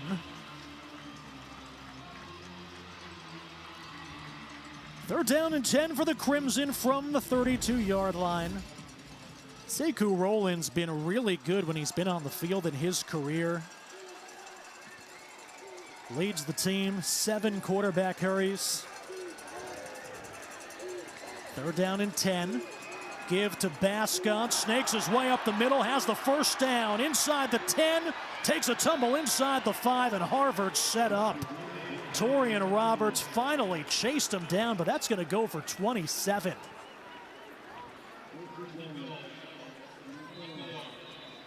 Longest run of the day for the Crimson. With some pace, back to Bascon, picking his way right, shakes the tackle, touchdown Harvard. And the Crimson go back on top with 18 seconds to go in the first half. What 2 incredible play calls by Harvard. Bascon doing the dirty work, and on the first one, great deception to take advantage of the secondary that was completely shifted to the other side of the field to account for 3 wide receivers out left. They decide to run it up the gut right, and there is no one on the 2nd and 3rd level, leading to an easy walk-in touchdown on the next play. And on that second play, quick snap. Princeton never had a chance to get set or change personnel. So Harvard will go for 2 to try to make it a 7-point contest. Jordan Harris in the backfield, and Princeton will take one of their final 2 timeouts. Princeton, 2nd of the half. It'll be 30 seconds in length. This has been a great college football game. Yeah, we're not even halfway done yet. Just when we thought we were strolling into the locker room, nobody in the secondary on that side. 1 corner because of the mismatch. They went trips left. So 2 safeties and a corner went to the left side of the field. Bascon able to get a huge gain on 3rd down, and then you said it. It's the quick snap back to the line of scrimmage, not letting Princeton get their defense in order, and a 4-yard touchdown for Exavea Bascon. Just when Princeton thought it was taking a lead into the locker room, Harvard will look to go up by a touchdown. What a turn of events in the last minute. Andy Orrick said 4 running backs on this roster who he feels could start in the Ivy League. One of them, the veteran Bascon, who was a honorable mention All-Ivy selection last year. We see another one, Jordan Harris in the backfield as Blackburn goes in motion. There's a shovel up the middle, Harris, and it's a 7-point contest. 2-point conversion is good for the Crimson. Great play call. Everyone's flooding to the right, and you kind of look back You start thinking Patrick Mahomes when you think shovel passes inside the 5-yard line, and rightfully so. He does it so well, and that's a skill set that'll play at the next level. It certainly will. Jaden Craig showing it all today. Great job leading his team down the field. Obviously, Bascon will load up the stat sheet on that drive, but you always have to account for Craig, not only the arm, but the leg. So when he starts flooding right, that second level goes. Easy shovel pass inside to get the 2 points. And even more than what this does to the scoreboard, Cody, the momentum going into halftime, Princeton feeling so good on a high of highs against an undefeated Harvard team, and in the matter of 60, 70 seconds, the script completely flips to the Crimson's favor. Harvard had an inadvertent squib kick early in the game last week. Let's see what they decide to do here. You figure probably just kick it out of the end zone. And that's what they'll do. Fair catch called for by Harris. Now, Princeton gets the football. You would think come out to the line of scrimmage, take a knee, and get set for the second half. 100%. Worst case scenario just happened, right? Go to the locker room, you talk it over, and for Harvard, just the opposite. Best case scenario, you're happy to go into the locker room up 7.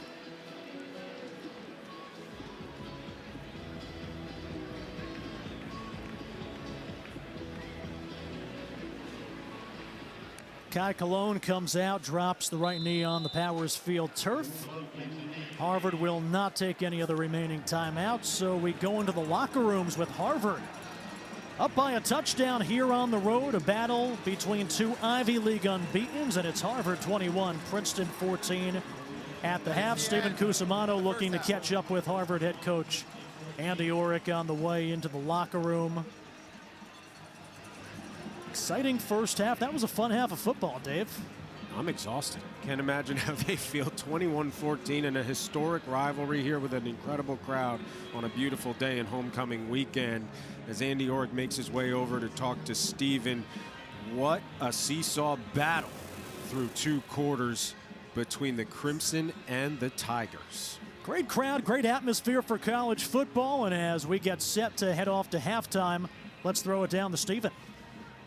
Yeah, here with Coach Orrick's really strong end to that second half, first half, Coach. How did that feel for you? Yeah, we were really sloppy leading up to the end there, but we got ourselves in the right spot and started executing and basically turned a game that looked completely different and one that we're in control of here if we can come out and get the second half started right. So happy with how we finished. These guys understand situational football, and that's why that happened. How valuable was it to get that first score, a big play to really set the tone? Yeah, that was great. That was great. You know, Jaden threw a great ball and Cam was wide open and easy score. Really evenly matched first half overall. What's the message when you head back into the locker room? We are not executing at the level we need to. We are playing very sloppy. This game should not be as close as it is. Thanks, Coach. Thank you. Harvard hasn't played in a lot of games like this. Their average margin of victory coming into this one was 45-11, but we've got a one-score game. 2-0 Harvard leading 2-0 Princeton by a score on the road. Stats and highlights when we get back here on the Ivy League on ESPN.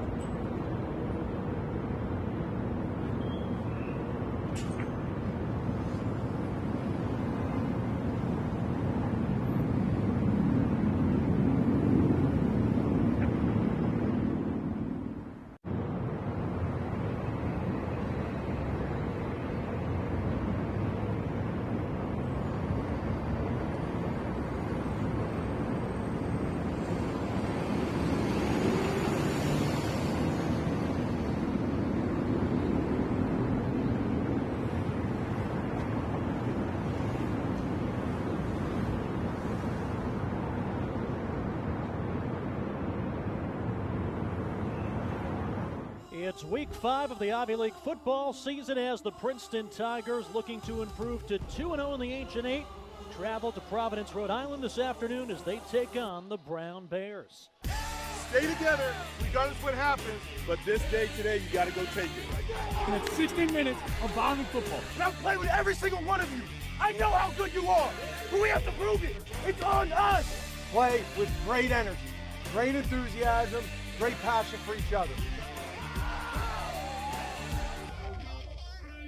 Princeton's opening drive has already 14 plays, 82 yards. Malone hit as he throws it up. Jackson Green, the bobble, and the catch. Touchdown, Princeton on a 4th down and goal play from the 3.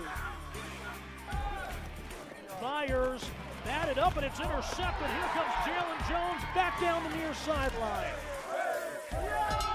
And it is good to give the Tigers the lead late in the first quarter. They're down in 6 snap, 5-man rush, firing over the middle, diving in the end zone. Josh Robinson, touchdown Princeton! 4th down and 1. He's going to drop back, heavy pressure, bounces it incomplete, and the Tigers with a 4th down stop. Kick on its way, and the kick is good. Makes it 20-14 Tigers. Murphy over the middle, Childs behind the defense, and it's intercepted by Torian Roberts. Second Tigers interception of the contest. Gonna bounce it midfield, take a hop, Brown touches it up, Tigers have a beat on it, and it's Princeton football. Princeton with a takeaway and another big special teams play. Tigers with the lead on the road, trying to go up 2 scores. Lasher Weiner comes in, the keeper by the Wildcat quarterback, and he's in for the touchdown. Stepping up, Murphy batted down by Rowland. Brown is going to have to punt. And Honda shakes the arm tackle, gets outside, 1st down. Looking to get to the edge, run out of bounds at the 10-yard line. Up the middle, going airborne, touchdown, Princeton. Clark fully extended to break the plane, and Princeton goes up 3 scores. Chased from behind, Sanders on his heels, and he gets him. Out of his own end zone, lobs it up, and it's intercepted by Hill. 3rd Princeton pick of the contest. Kai Honda willing his way, stretches the football, touchdown Princeton. The Tigers again turning defense into offense. Pigford got him again, and a turnover on downs for the Princeton defense. Back-to-back sacks for A.J. Pigford. This is the Princeton defense we've been waiting for. And the Tigers. On to next week. It's a good dub. 3-score victory on the road against the Bears in Providence. 40-21 the final score. Big dub, baby, let's go. And more importantly, the Tigers 2-0 to start off Ivy League play. 2-0 in Ivy, baby, on to the next week. Good dub today. Today we played with joy, and to play with that joy, right, to play together, to play that hard with that type of effort was outstanding.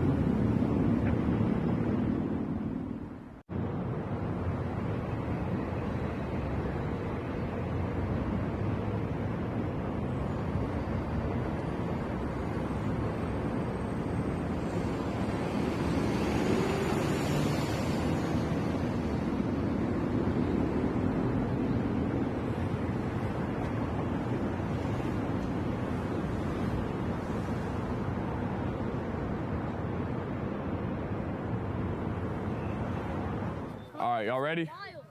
Y'all ready? My group, running backs, QBs, let's go. Go! Okay, good Trenton Youth Football Club. It's a youth team down in the Trenton area. It's in an inner city community, so I had the opportunity to go down there. And really, I think that the most important thing was just to act as a positive role model for those kids, to provide them with the avenue with someone that they can look up to. Yep, there you go. Turn the other way next time, there you go. It's so easy to like mold your brain, like being around football. Like you look up to a lot of different things at that age. Being able to like teach them basic skills and stuff that they probably may not have seen. And I think us kind of being around them, mentally share about like what football is and like how to like approach it, to like be what they want to be. It's had a big impact on me. Just playing defense, come over here. Come over here with me. Oh, who I got on me? Having those younger guys out here, just the energy that they brought onto the field, and our players kind of like perked up when they saw that same energy. It's one thing we talk about what we did when we were younger, but to see, you know, the Princeton athletes come out here and actually show them like, no, this is currently what we're doing, right? That's what we're talking about right there. You get to see it. Just knowing that I'm able to go in and help teach them the things that they need is super, super impactful and something that I've really enjoyed. Go! It's an honor to be able to, you know, be a role model for kids that look like me and to go in and help them learn about the game, learn about life. It was super impactful and something that I was very excited We'll about. go to the right foot again, but try and practice with the left. I'm the same way. Right, so keep that right foot in front, left foot back. When I step, I'm just stepping and getting back to my base. What's your name again? Keyshawn, I like that, Keyshawn. That's good effort, though. We use football as a tool and as a means of helping our young people develop. A lot of our activities are centered around leadership development. You know, how do we take the skills that we learn on the football field and now translate them to what we do in our everyday life, you know, as young men, as young women, as students, as sons, as daughters. And just to see the young men from Princeton actively engaged with these young men and women from the city of Trenton was really a positive to see. I think that they got as much out of the experience than our kids did. To see people who look like them at an institution such as Princeton and playing football, I think that kind of opened their minds up to what's possible. Just knowing that like a place of such prestige like also has such a large focus on helping the community and helping its surrounding areas just says a lot about Princeton as a whole. Something that like I'm very proud to be a part of. It's just something that will continue to grow, it will continue to get bigger, and it will continue to get better.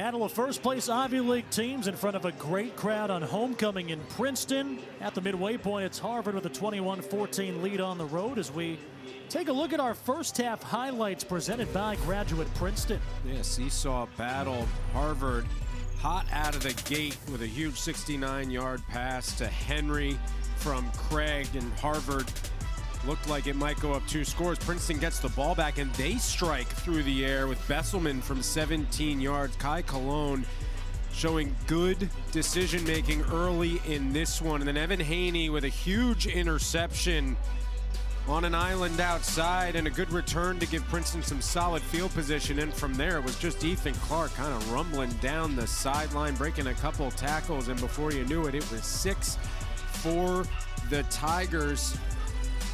And Princeton, Cologne would come back. Princeton thought maybe they could get some more points before halftime and did exactly what you don't want to do, which is turn it over with under a minute left. Harvard had 2 timeouts. It was 2 Exavea Bascon plays leading to the touchdown, and that's how we get to 21-14. Princeton so close to taking a lead into halftime and instead go down a full score. Halftime stats presented by Ironworkers Local 399, local skilled craftsmen who are building Princeton's future. Take a look at the stats. Penalties, they calmed down a little bit, a couple early on, each team with 1 turnover. Time of possession, Princeton has really struggled there. You go back to the opener against San Diego when they were basically negative 18 minutes. That's been the key today, right? If you can keep your defense off the field, you're going to be able to keep it tight against one of the nation's highest scoring offenses. And Princeton, if you take that interception late out of the equation, Princeton had the dropped interception by Ronquillo that he had a chance to take back. Andy Orrick said it walking off, right? Harvard's up by a touchdown on the road. Normally you're pretty happy with that. It could be more for the Crimson. It could, and it's twofold with time of possession, because yes, as this kick goes out of the end zone, yes, you're keeping Harvard's offense off the field, but it's also hard to achieve this time of possession against a defense like Harvard's. And Princeton's been able to solve them somewhat and put up 14 points in the first half, which very few teams have been able to do against this talented defense. Kai Cologne, 15 of 20, 168 yards, 2 touchdowns and an interception in that first half. So for the senior, starting just his 5th career game, Cologne's now got 8 touchdowns and 3 interceptions on the season. Ethan Clark had a long touchdown reception, 51 yards, which for a little while gave the Tigers the lead. They go to Clark, and the first carry of the second half goes for 3 yards for the junior. Clark in the first half, 6 carries, 24 yards, but that long receiving score. Big drive here to try to get momentum back to the homecoming crowd after it was snatched away in the final minute of the first half. It's a good crowd, the best of the season at home for Princeton, playing their 4th home game today, but they're quiet right now. 2nd and 7, quick hit. Jackson Green comes back to make the catch and is just short of the first down marker. 3rd down and 1. Good to see Jackson Green back out on the field after he was sidelined most of last week. Yeah, 2-sport athlete, tremendous short stick defensive midfielder on the men's lacrosse team. Made his presence felt here this season with a couple touchdowns as a wide receiver, wearing number 4 in both sports. 5 games prior to today, 3 receiving touchdowns to lead the Tigers for Jackson Green. 3rd down and 1, Clark takes the handoff, cuts it back, has the first down and then some up across the 40. You talked about Ethan Clark's season. Great start, a little bit of a lull for a couple games, and he has sprung back into form these last few weeks. Big touchdown in the first half and a great gain there for the first down to get Princeton a little bit closer to midfield. Zayden Benson made the tackle on that one. That was his 7th to lead the Crimson.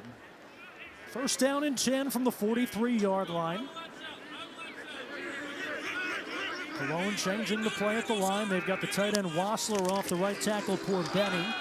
On the ground, Clark again picks up 3. Ethan Clark last year really burst onto the scene week 4 against Mercer down in Macon. The Bears had the nation's #1 rush defense coming into that one. Clark rushed for 117 yards and a touchdown. That was with Darion Murphy and John Volker, their 2 leading rushers, not making the trip. 2nd and 6 from the 47, just shy of midfield. 4-man rush, Cologne looking right, one-on-one, a lot of contact. No flag comes in and it's incomplete. Austin Jake Guillory in coverage on Josh Robinson down the far sideline. Officials are going to say good coverage. Sure looked like from here that Robinson was hindered in making a play for the football, but that's a great play. Great play. Great replay to correct what we saw live, or what we thought we saw live. 3rd down and 6, just shy of midfield. First drive of the 3rd quarter. Princeton just 3 for 7 on 3rd downs. Cologne gets blown up and that one falls incomplete. Is that a live ball? That's a live football. Harvard going for it. And they're going to say Harvard football. They said that's a live football. Sure. I've got to imagine they're going to take a look at this one. Sean Line with the pressure on the quarterback. Bob Serace reaching straight up towards the booth. Kai Cologne feels the same way. They're going to take a look at this one. I mean, didn't even enter my mind that his arm wasn't going Previous forward. Play was expedited review to an incomplete pass. 4th down. So still 4th down and 6, but Princeton will have the chance to punt. And you'll take an expedited review anytime you can get it. You know, viewers at home, I don't know that I've ever seen that. We get the replay right away. They deliberate. I love an expedited review. But a tremendous stunt blitz to really go untouched to the quarterback for Harvard, and that's what they do so well. They draw up these schemes, get players unblocked, and even though it's not a turnover, it's a punt. Brady Clark, the Ivy League's leading punter, just gets it away. Harris lets it bounce, and it's going to kick into the end zone. Despite the diving effort by the gunner, Paul Keener, the sophomore wideout. So that's a 54-yard punt, but it's going to come back out. Huge opportunity for Harvard here after that seesaw battle in the first half to do what they've been doing this season, which is take a multiple touchdown lead against their opponents. And just when, again, Princeton about to enter halftime with a lead and they relinquish it in the final minute with the turnover and Bascon's tremendous runs, and then not doing anything with that first drive, giving Harvard a huge opportunity here, led by Jaden Craig. DJ Gordon in the backfield. Jaden Craig, 10 of 21 in the first half, a touchdown and an interception. Running right, can't get to the edge, thanks to Marco Scarano, the Tigers' senior defensive captain. Marco Scarano, one of 4 captains for the Tigers, 2 on defense along with Nasir Hill. Bob Serace was telling us when Marco was at Avon Old Farms, before he got there, they ranked leaders on a scale of 1 to 5, and then they added Marco. And there's an 11 out of 10. On 2nd down and 8, over the middle, overthrows his intended target. Blackburn with Scarano this time pressuring the quarterback. Yeah, right on cue. Untouched goes Scarano, and the smartest thing Scarano did was not follow through on the pressure, understanding that the quarterback had let the ball go, would have undoubtedly resulted in a personal foul. This sort of feels like last week in the first half at Brown. Princeton didn't have a first half sack, but the quarterback wasn't comfortable, and that's the case here today. 3rd down and 8 from the 22-yard line. The running back is the junior Jordan Harris. Craig steps up. He's going to have to run, trying to get outside, and he's going to be a couple yards short. Knocked out of bounds at the 27 by Sekou Rowland. And on 4th down and 3, Princeton forces the punt. Great job by Rowland. Obviously, it kind of results in the tumble and the tackle, but really to stop the forward momentum of Craig, because if he turns that corner unscathed, you never know what he can do in the open field. He's shifty. The always dangerous Josh Robinson, 3-time reigning Ivy Rookie of the Week, standing back at the Princeton 36. Fingers to kick it away. This is a short punt. Princeton dumps out of the way. Another Harvard hop inside the 30, down inside the 25. And a skirmish away from the football. I can't believe that didn't draw any kind of a flag. Harvard's going to down the football.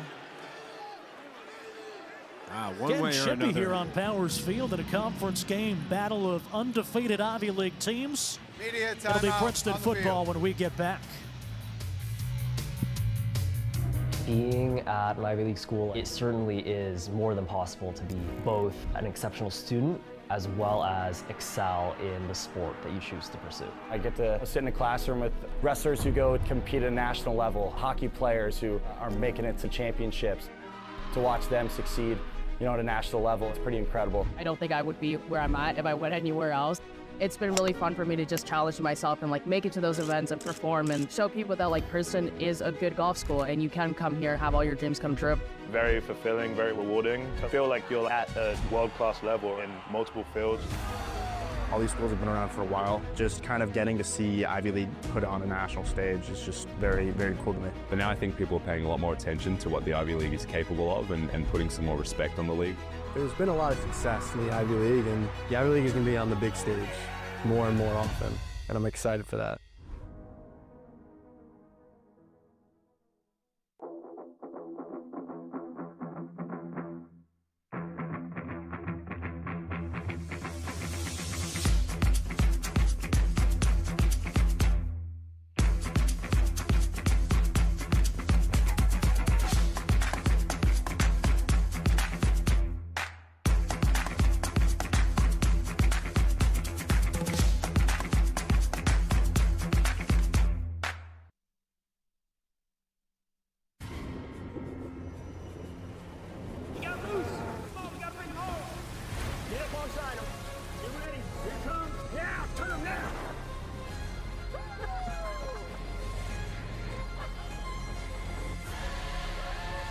Someone once said, whether you think you can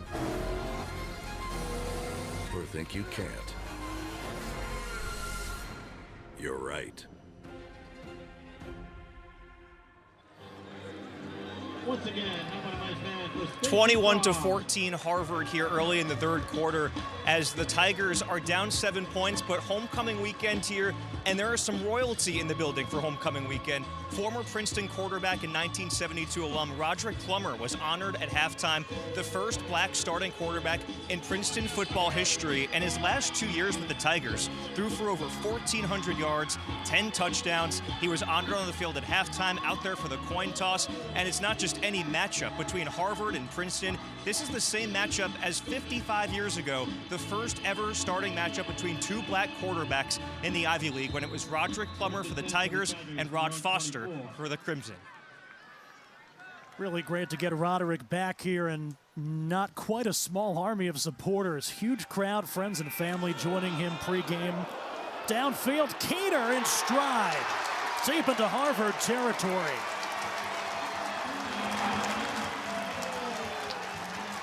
Paul Keener, part of the Tigers' 4x100 relay team that set a couple of top 5 times last spring, and that's Kai Cologne downfield to Keener to start off the drive.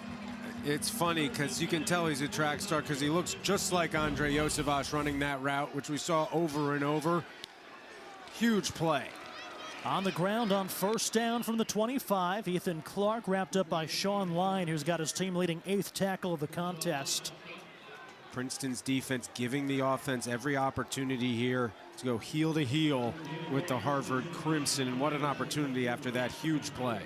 That's the second 51-yard completion by Princeton today. The first one was a 6 or 7 yard dump off that Clark did the rest of the work. That one right down the seam. Second down and 9 from the 24, bounced, incomplete, looking for Besselman. Yeah, Harvard brought the house there and got to Cologne and forced the short throw. Players were open, but that's the risk reward with bringing the house. You're going to leave folks open, but you're not going to give the quarterback time to find them. Besselman unable to get that skip pass. 35, Sean Line, the outside linebacker, Stockholm, New Jersey native. He's been a problem for the Princeton offensive line today. Third down and 9 from the 24, Clark in motion. Princeton just 3 for 8 converting third down this afternoon. Play clock winding down. They just get it off. 5-man rush. Cologne hits, stays on his feet, and then gets dropped for the sack. Jack Kirkwood, who had an interception in the second quarter, comes up with a sack, his first of the season. Swarming defense gets to Cologne, and it's a big loss that's going to force the offense off the field here, and they're going to give a very long field goal a try. Princeton, seemingly everything is 4-down territory when they cross midfield. Not this time after that loss. Esteban Nunez-Perez, the first-year kicker for Princeton, junior. This will be far and away a career long. This would be 46. Kick is on its way, and that's going to fall well short and wide right. The sack knocks them well out of Nunez-Perez's field goal range, and now Harvard's going to have good field position trying to make it a 2-score game, as we'll keep it here. So hard to balance the power and the accuracy. Looks like just a little indecision.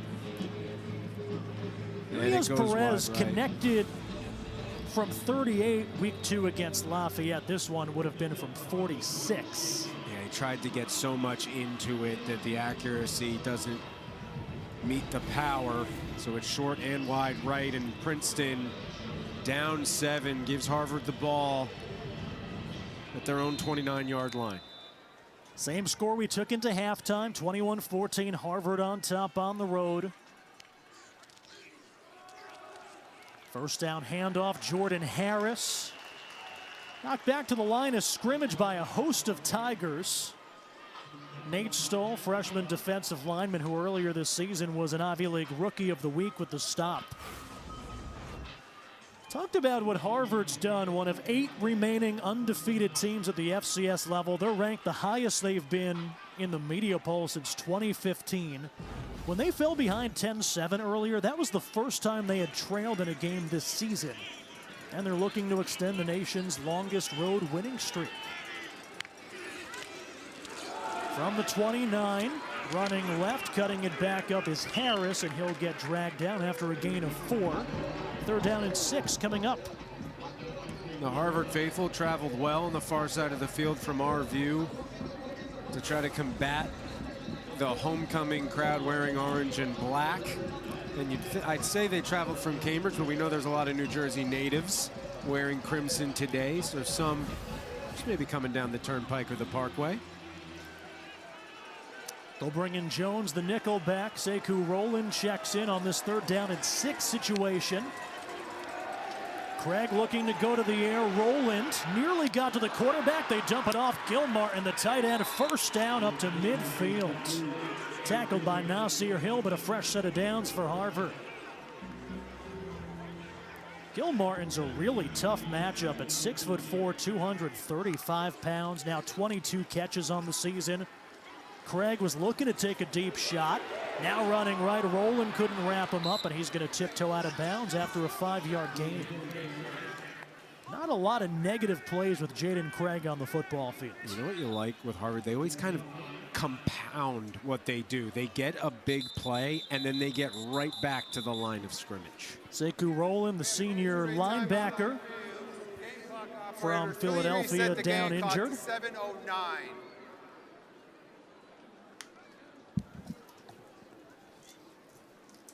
Thank you. And we'll keep it here as they attend to Rowland at a Deerfield Academy. Philadelphia native walks off to the sideline. And Rowland almost got to the quarterback there off the left edge.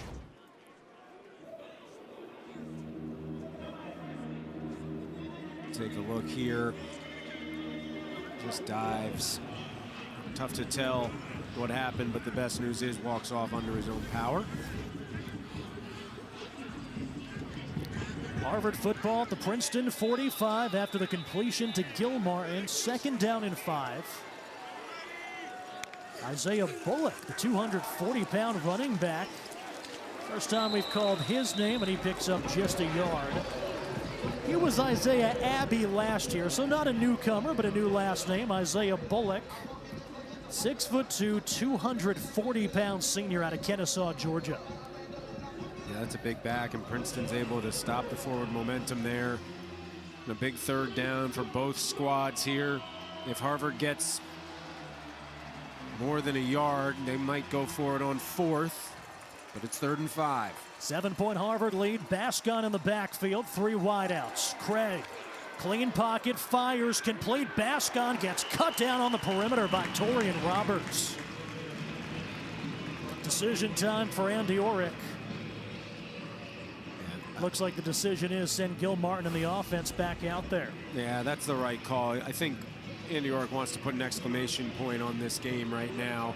At the end of the day, Andy Orrick comes from the James Perry, Sean Gleason school of offensive play calling.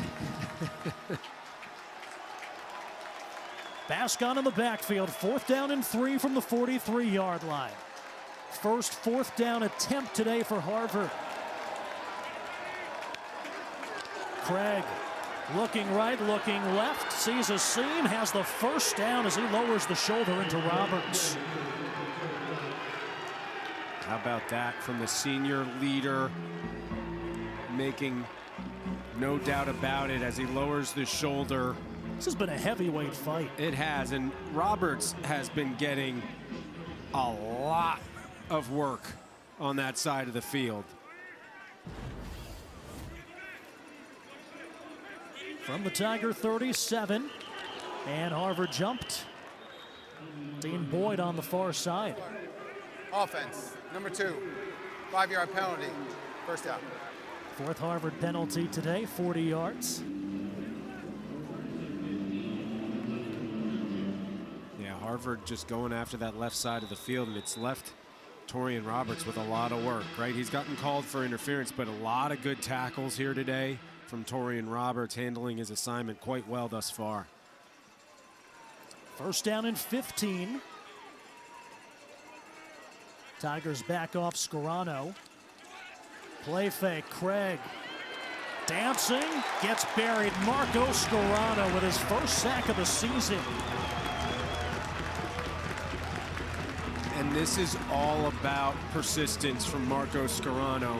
He fakes the blitz, backs off, then brings it, and you think he's out of the play behind. Take a look at the bottom of your screen, but he knows he's not out of it. Jaden Craig makes the mistake of running at Marco Scarano. He'll make you pay, and a big loss. Now 2nd and 21 after the penalty and the sack. Scarano, the Tigers' defensive captain, along with Hill, fired up. Still the same score we went into halftime with as we have a flag come in.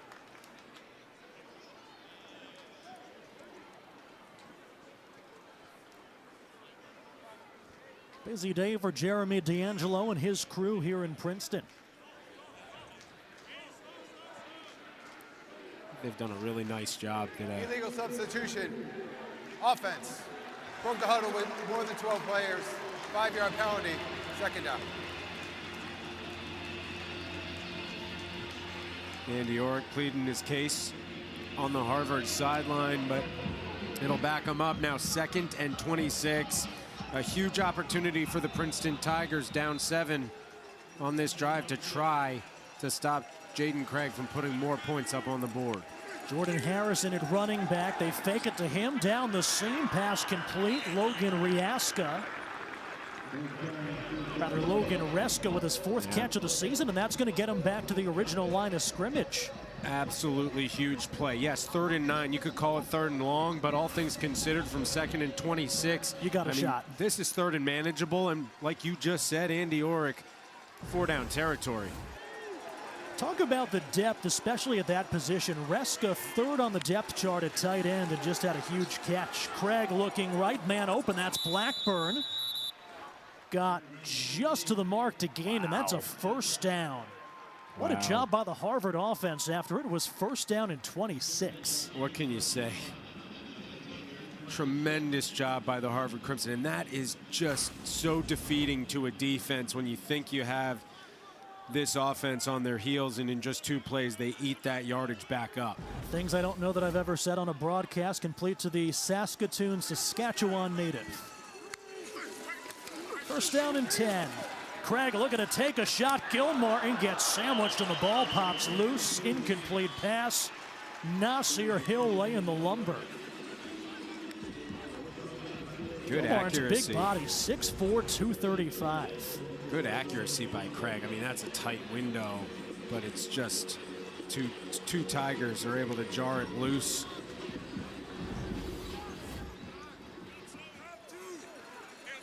Jaden Craig now 14 of 27, 199 yards with a touchdown and a pick. Gordon in the ball game at running back on 2nd down and 10 from the Tiger 26. Still looking for our first points here in the second half. Far side, Blackburn's got it, knocked out of bounds just short of the first down marker by Torian Roberts. These outside receivers do such a nice job of breaking off their routes and shedding the defender right at the line to gain. We've seen it over and over. They go, they just break it off, and you always say the receiver always has an advantage. They know where they're going. The defense doesn't, and when you can get more than that one step, it makes the game look pretty easy. 240-pound Isaiah Bullock in the game, and on 3rd down and 1, that's enough to move the chains for the Crimson. Kind of know what's coming when the senior from Kennesaw comes into the contest, and he'll head off to the sideline after moving the chains for Harvard. It's a good weapon to have on 3rd and short, I'll tell you that. 6'2", 240, running downhill. Haven't talked enough about what this Harvard offensive line has done. They graduated 2 starters, but picked up where they left off. And that Princeton sack earlier in the contest, just the 2nd allowed by this Harvard O-line this season.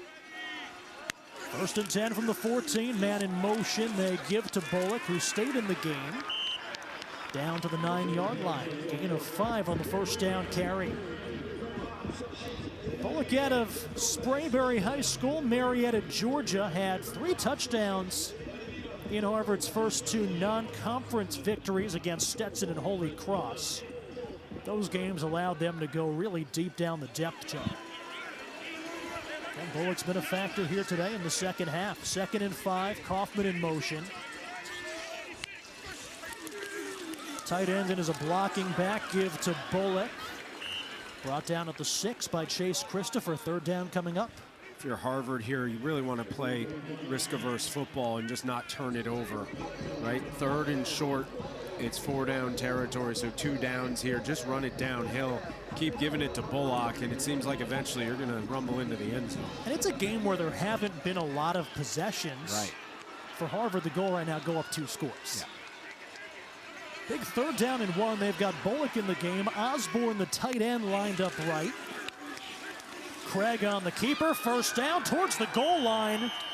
Tackled just short, but it's going to be a 1st and goal inside the 1. Torian Roberts brought him down. Right, you run the quarterback, you have the extra blocker, and when it's Bullock and Osborne, and you've got to get 1 yard, that's a pretty good recipe.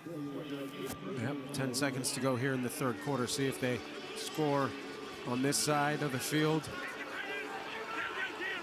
or the other one. They're going to let the clock run out, so we're right where we were at the end of the first half, 21-14, although Harvard will have the football. 1st and goal inside the 1 when we get back to Princeton.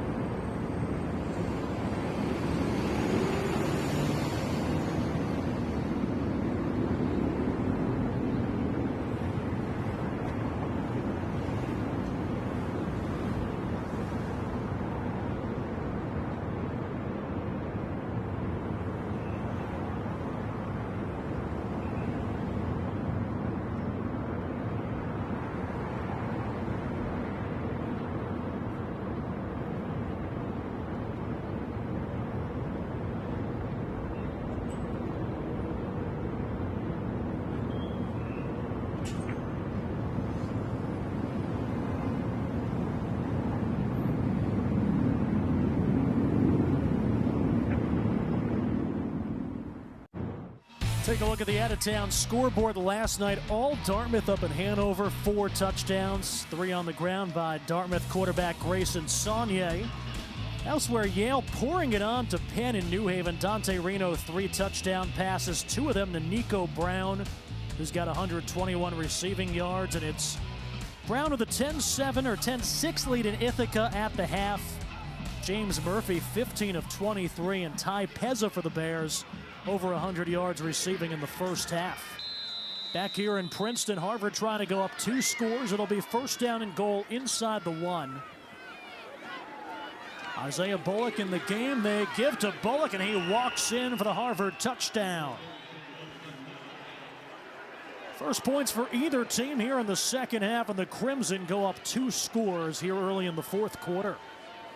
4th rushing touchdown in 6 games for the senior Bullock. How about that drive? Just a ton of clock, and you finish it off with a touchdown. That's exactly what the doctor ordered in a 1-score game, to now go up by 13. 17 plays, 71 yards, 9 minutes. Extra point by Core is good. I thought that was a fast third quarter, and now I know why. What a drive, as Isaiah Bullock does a lot of the dirty work and ends it the way he deserves to with a touchdown. 28-14 Harvard as they look to remain unbeaten in the Ivy League.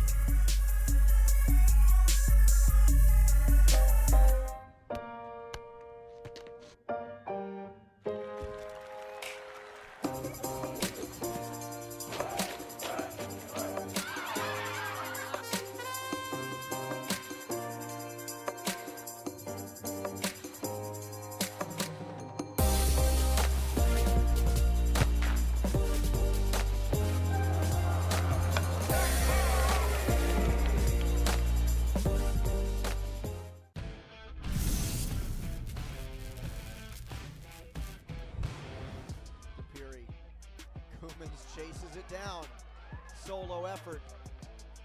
From deep, off the crossbar, scores! Drew Coomans, are you kidding? What a way to score your first goal of the season. Coomans couldn't believe it.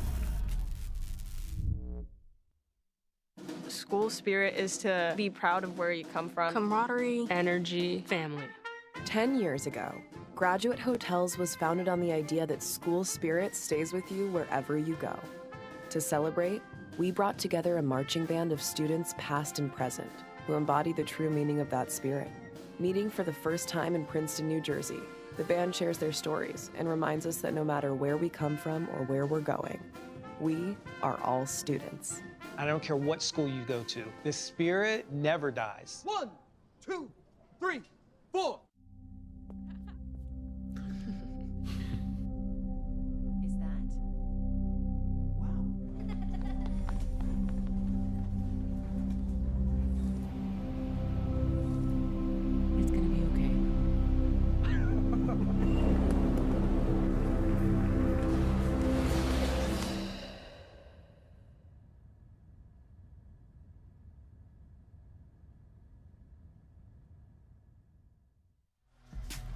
Harvard, one of 8 remaining undefeated teams at the FCS level. You can see that number 17 ranking. That's in the coaches poll. They're number 14 in the media poll. 5-0 to open up the season. Blowout victories in the non-conference slate. Stetson and Holy Cross. Merrimack was a little deceiving because that was a 1-score game midway through the third quarter before they pulled away. Talked about what the Crimson has done this year. They come in with the number 2 defense in the country, the number 4 scoring offense in the country.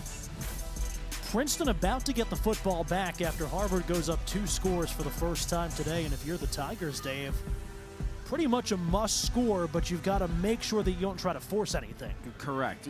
You know, it's a tremendous defense, which we've talked about. You've scored 14 points. Now Harvard is daring you to double your point total in 15 minutes. It's a tall task. They're going to have to be very efficient. And when you try to do too much, that's when turnovers happen. And that's how Merrimack goes from a 1-score game to a blowout. Right now, game still in reach. But as you said, Cody, really big possession here for Kai Cologne and company to try to get 7. You know, at this point with what Harvard just showed with, you know, a 10-minute possession, you can't assume you have 4 possessions left in this game. So field goals aren't going to chip away. Got to get touchdowns here. Princeton football from the 25. Kai Honda checks in the backfield. Princeton has 1 turnover today, and that led to that late first half touchdown by Harvard. This would feel much different if it was a 1-score game. So Harvard taking advantage of the miscue. Kai Honda coming off a career day, 67 yards on the ground at his first touchdown last week in Providence. 5-yard gain on the first down carry. Yeah, sophomore leading the alma mater after the game last week. Josh Robinson's led the alma mater 1 week. And we talked to Bob Serace. They have no idea what the words are. 2nd down and 6. Honda lowers the shoulder, gets it up to the 31, so gain of 2. And it's going to be 3rd down and 4. I guess that's right, the positive, right? You've got guys that haven't been here long enough to know the fight song that are leading the charge. That's right, they're making the impact. They just weren't expected to be in that position as early as they have been. But Kai Honda, Josh Robinson kind of goes without saying. You look at the accolades, but Kai Honda's got a very bright future in his 2+ seasons remaining here. Used to just be a linebacker they would lift up for the victory count, and now they've been spreading the wealth. Big 3rd down and 4 for the Tigers in their own end. Cologne with a 4-man rush takes a shot. Robinson a step on his man, and it's knocked away by Damian Henderson. Princeton taking the shot on 3rd down and 4, and it almost paid off, but it's 4th down. You know, it feels odd saying this about a freshman, but it's a catch you expect Josh Robinson to make because he's made so many big catches, and it hits him right through the hands, hits him in the numbers, and falls to the turf. He'd love to have that one back. You love the play call, but it puts you really in a tough position now, giving the ball right back to the Crimson. After a 9-play drive, Princeton goes 3 and out. Punted away by Clark. Short punt. Kicks in down by the Tigers at the 38-yard line. So that's going to be a 32-yard punt with no return. Harvard will get the football back. Princeton's defense has spent a ton of time on the field here in the 2nd half, and they need a stand. 28-14, Harvard on top. For the big, for the small, the short, and the tall. Peacemakers, risk takers. For the optimists, pessimists, exhibitionists. For long distance love. For the farsighted, nearsighted. For introverts and extroverts. For the thinkers and the doers. For old friends. Coca-Cola. For everyone.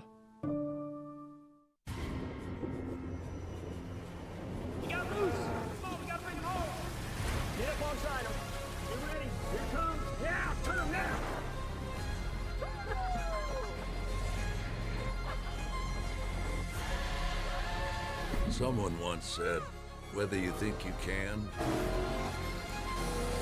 or think you can't, you're right.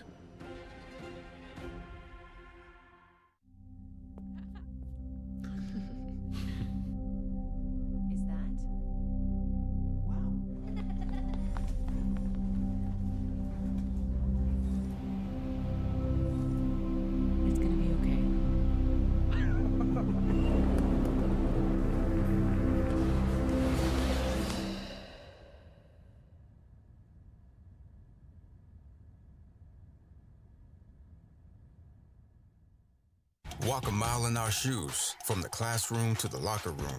Here, our promise and our passion propel us down paths few dare to travel. We venture forward, energized with every step. We defy convention in defining ourselves, pushing to achieve, serve, and lead at the highest level. With teammates, teachers, coaches, and classmates at our side. Together, we are Tigers. Together, we are Princeton. Here's Princeton's season. So far, they've alternated wins and losses for the most part. You look at the non-conference strength of schedule. San Diego, the preseason favorite in the Pioneer League. Lafayette entered the day atop the Patriot League standings. Mercer, a top 15 program, entered the day atop the SoCon standings. And for Princeton, a couple of tough road trips. Their two longest road games of the season the next 2 weeks, at Cornell and at Dartmouth. Princeton, Harvard, Penn coming into this weekend tied at 2-0 atop the standings.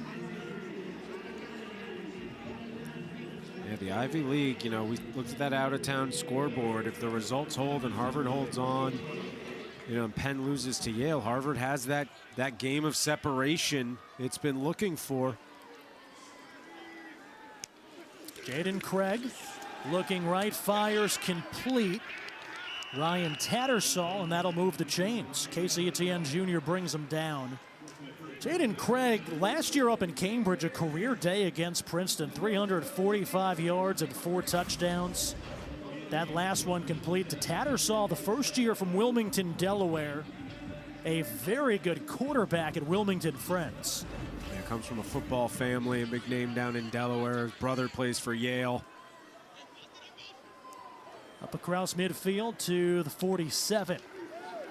Bascon takes the handoff with a head of steam up the middle, dragging the defense for a 12-yard gain, 13-yard gain for Bascon. He just doesn't stop. Amazing, the motor. You talk about Isaiah Bullock running downhill. Well, let's not forget about Isaiah Bascon. He does a fantastic job of keeping the feet moving and moving a pile of Tigers. 91 yards on just 11 carries for the junior from Nahant, Massachusetts. Harvard, their last scoring drive, 17 plays, 9 minutes. And then Princeton goes 3 and out. That's part of what led to that 3-7 record last year. They just couldn't get the defense off the field. Well, first things first is Princeton's got to stop the run and force Harvard to throw the football, because if they're able to keep it on the ground, this clock's going to go very, very quickly. Down 2 scores, down near 11 minutes to go. Harvard's offense is hard enough to stop, and right now they don't need to score. They just want to work the clock and keep getting first downs. 33 yards on the first 4 plays of this drive.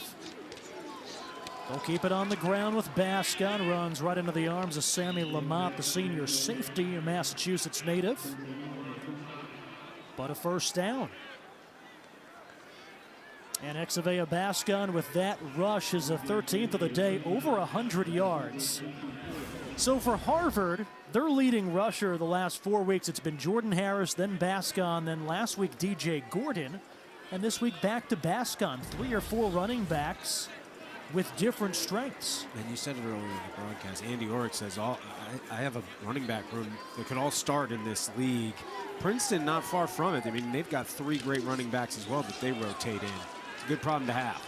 Here's DJ Gordon, and if you're the Ivy League, the thing that scares you, Bascon just a junior, Harris just a junior, Gordon, who got that carry, just a sophomore.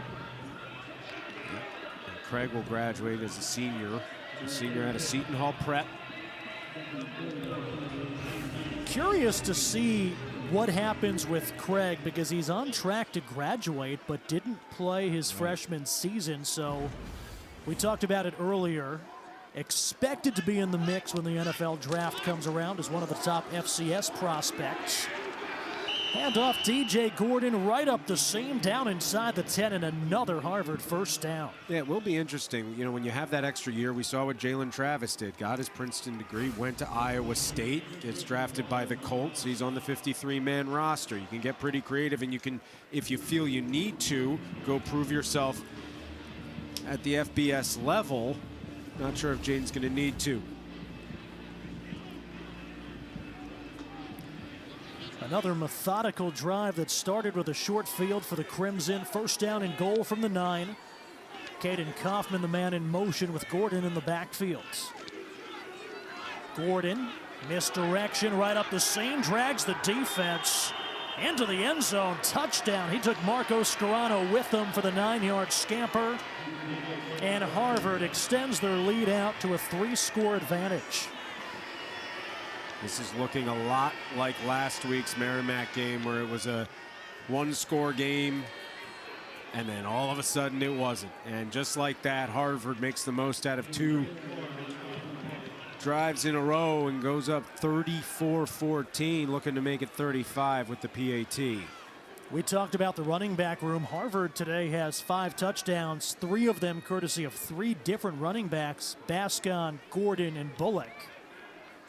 And for Gordon, he's now got 5 touchdowns in 6 games. Technically listed as a quarterback.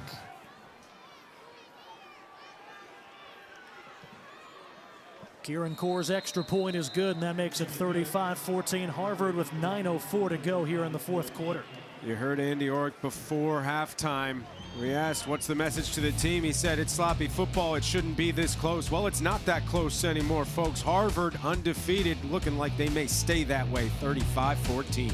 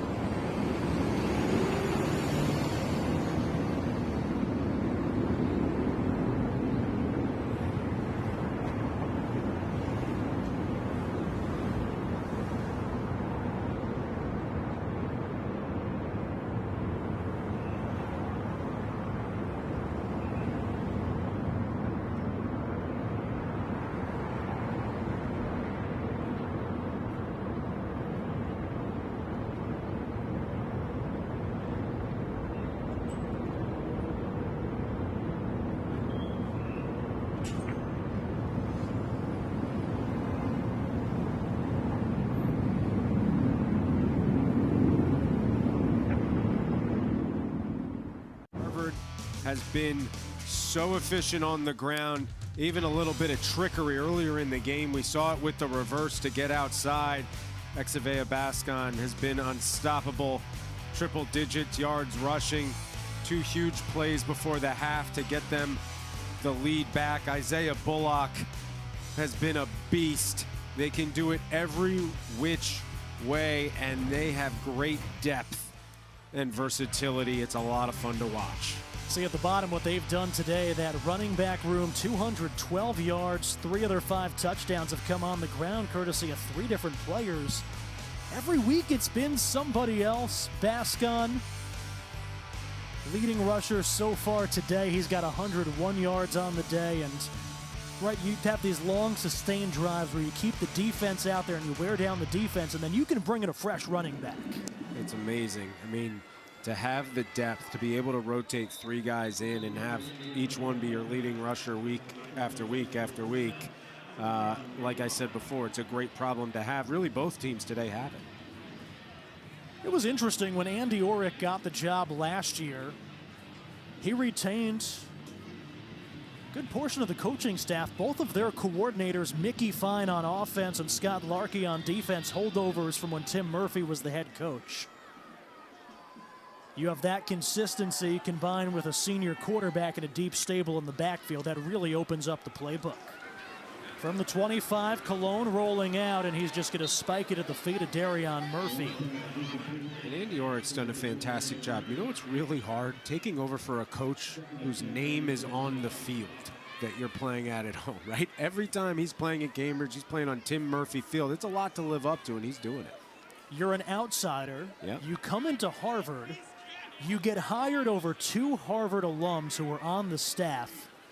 There's pressure to do well. He's 13-2. It's amazing. On the ground, Darion Murphy picks up 5 before he's dropped by Jack Kirkwood, the senior inside linebacker. Kirkwood had an interception late in the first half that led to a Harvard score.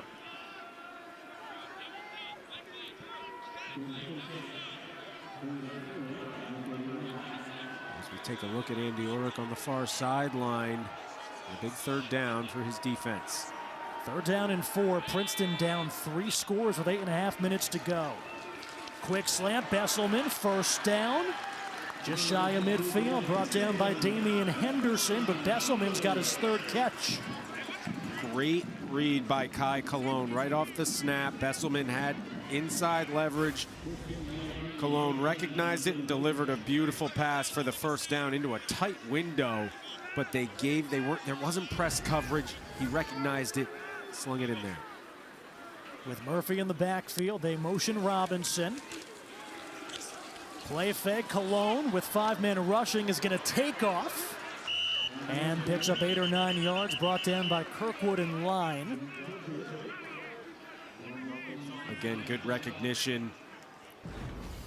You know, that internal play clock. He saw that gap and took it, and a nice gain. 2nd and short now. Down 3 scores, though. Clock not on the Tigers' side. Playbook open. Robinson off to the sideline. They bring Charlie Rossi in at the slot. Darion Murphy in the backfield. Give to Murphy, running right. 1st down and then some. Down inside the 35 before he's dropped by Bartram. Darion Murphy giving the Tigers some good work here in the 2nd half. The 6'1 senior out of Floresville, Texas, who was sidelined last week in the road win in Providence. Yeah, really good run there. And you know, one thing, Princeton has had the deep ball today. They've converted on a few. Some have fallen to the turf, but love to see him continue to take those shots, keep the defense honest, and that can maybe free up that 2nd level to allow Murphy, Clark, and Honda to continue to run the ball a bit. They've got a couple of their best deep threats in there.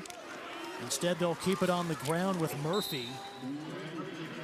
Murphy's been effective, but at the same time, you're down 3 scores with 6.5 minutes to go. Right, if you're gonna run it, you want to do like a power sweep or something to get into space. Running between the tackles might be too late for that. Murphy off to the sideline, Ethan Clark in. Clark, remember, had that 51-yard receiving touchdown out of the backfields. They're going to keep it on the ground. Clark running right.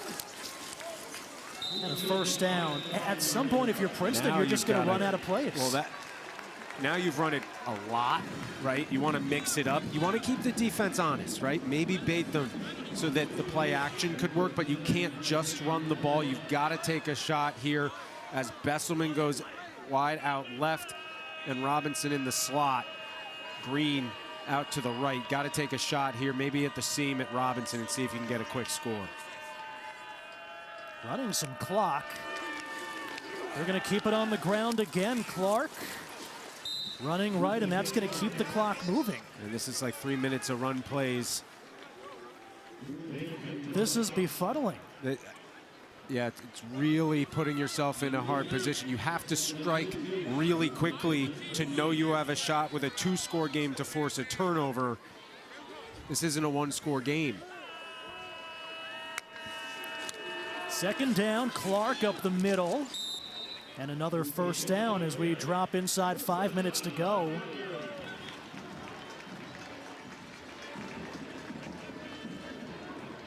This is strange.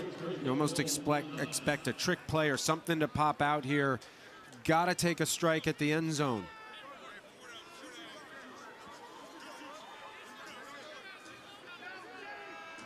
First down and goal for Princeton at the Harvard 9, down by 3 scores. They're going to stick with Clark. And he gets tackled at the line of scrimmage. Kirkwood having a great day after he missed last week's game. And not in a hurry back to the line of scrimmage. I mean, Harvard will take this all day. I mean, this is, if Harvard was on offense, this is what they would be doing, up 3 scores. Murphy back in for Princeton, 2nd down and goal. They're gonna throw it slant looking for Besselman, and it's incomplete, well covered by Damian Henderson over the middle. Princeton had a shot at it. That's the first pass they've thrown in a while. It is. You'd like to see him take that exact shot 2.5 minutes ago, because the clock stops. 7 consecutive runs down 3 scores prior to that pass. And not in a hurry-up offense. 3rd down, empty backfield on 3rd down and goal.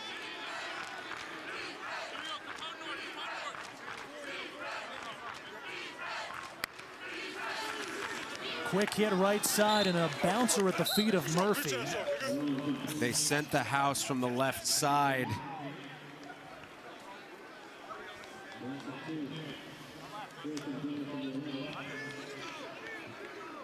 Clock continues to wind, and Princeton essentially waving the white flag. Yeah, I mean, again, playing right into Harvard's favor. Again, Harvard would run the ball 7 straight times if they got it right now. They are up 3 scores. 4th down and 11, Cologne. Trying to get outside, fires, looking for Green. That was his only shot, and it's incomplete. Jake Darling, junior defensive tackle on the pressure, and Harvard with the defensive stop. Princeton with the turnover on downs. Yeah, Harvard will take over at its own 11-yard line, and they will run the ball, and they will run the clock out if they can. Princeton does have all 3 timeouts, but down 3 scores. The math is really hard to do. 1 shot at the end zone on that drive.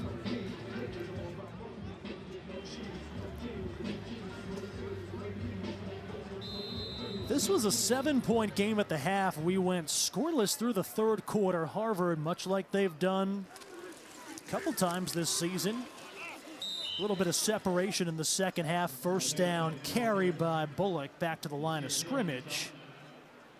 Nasir Hill on the stop as the next snap will be under the 3-minute mark. And we've got an injured Harvard player down on the field, Derek Osman, the senior right tackle. And that'll stop the clock with 3:02 to go.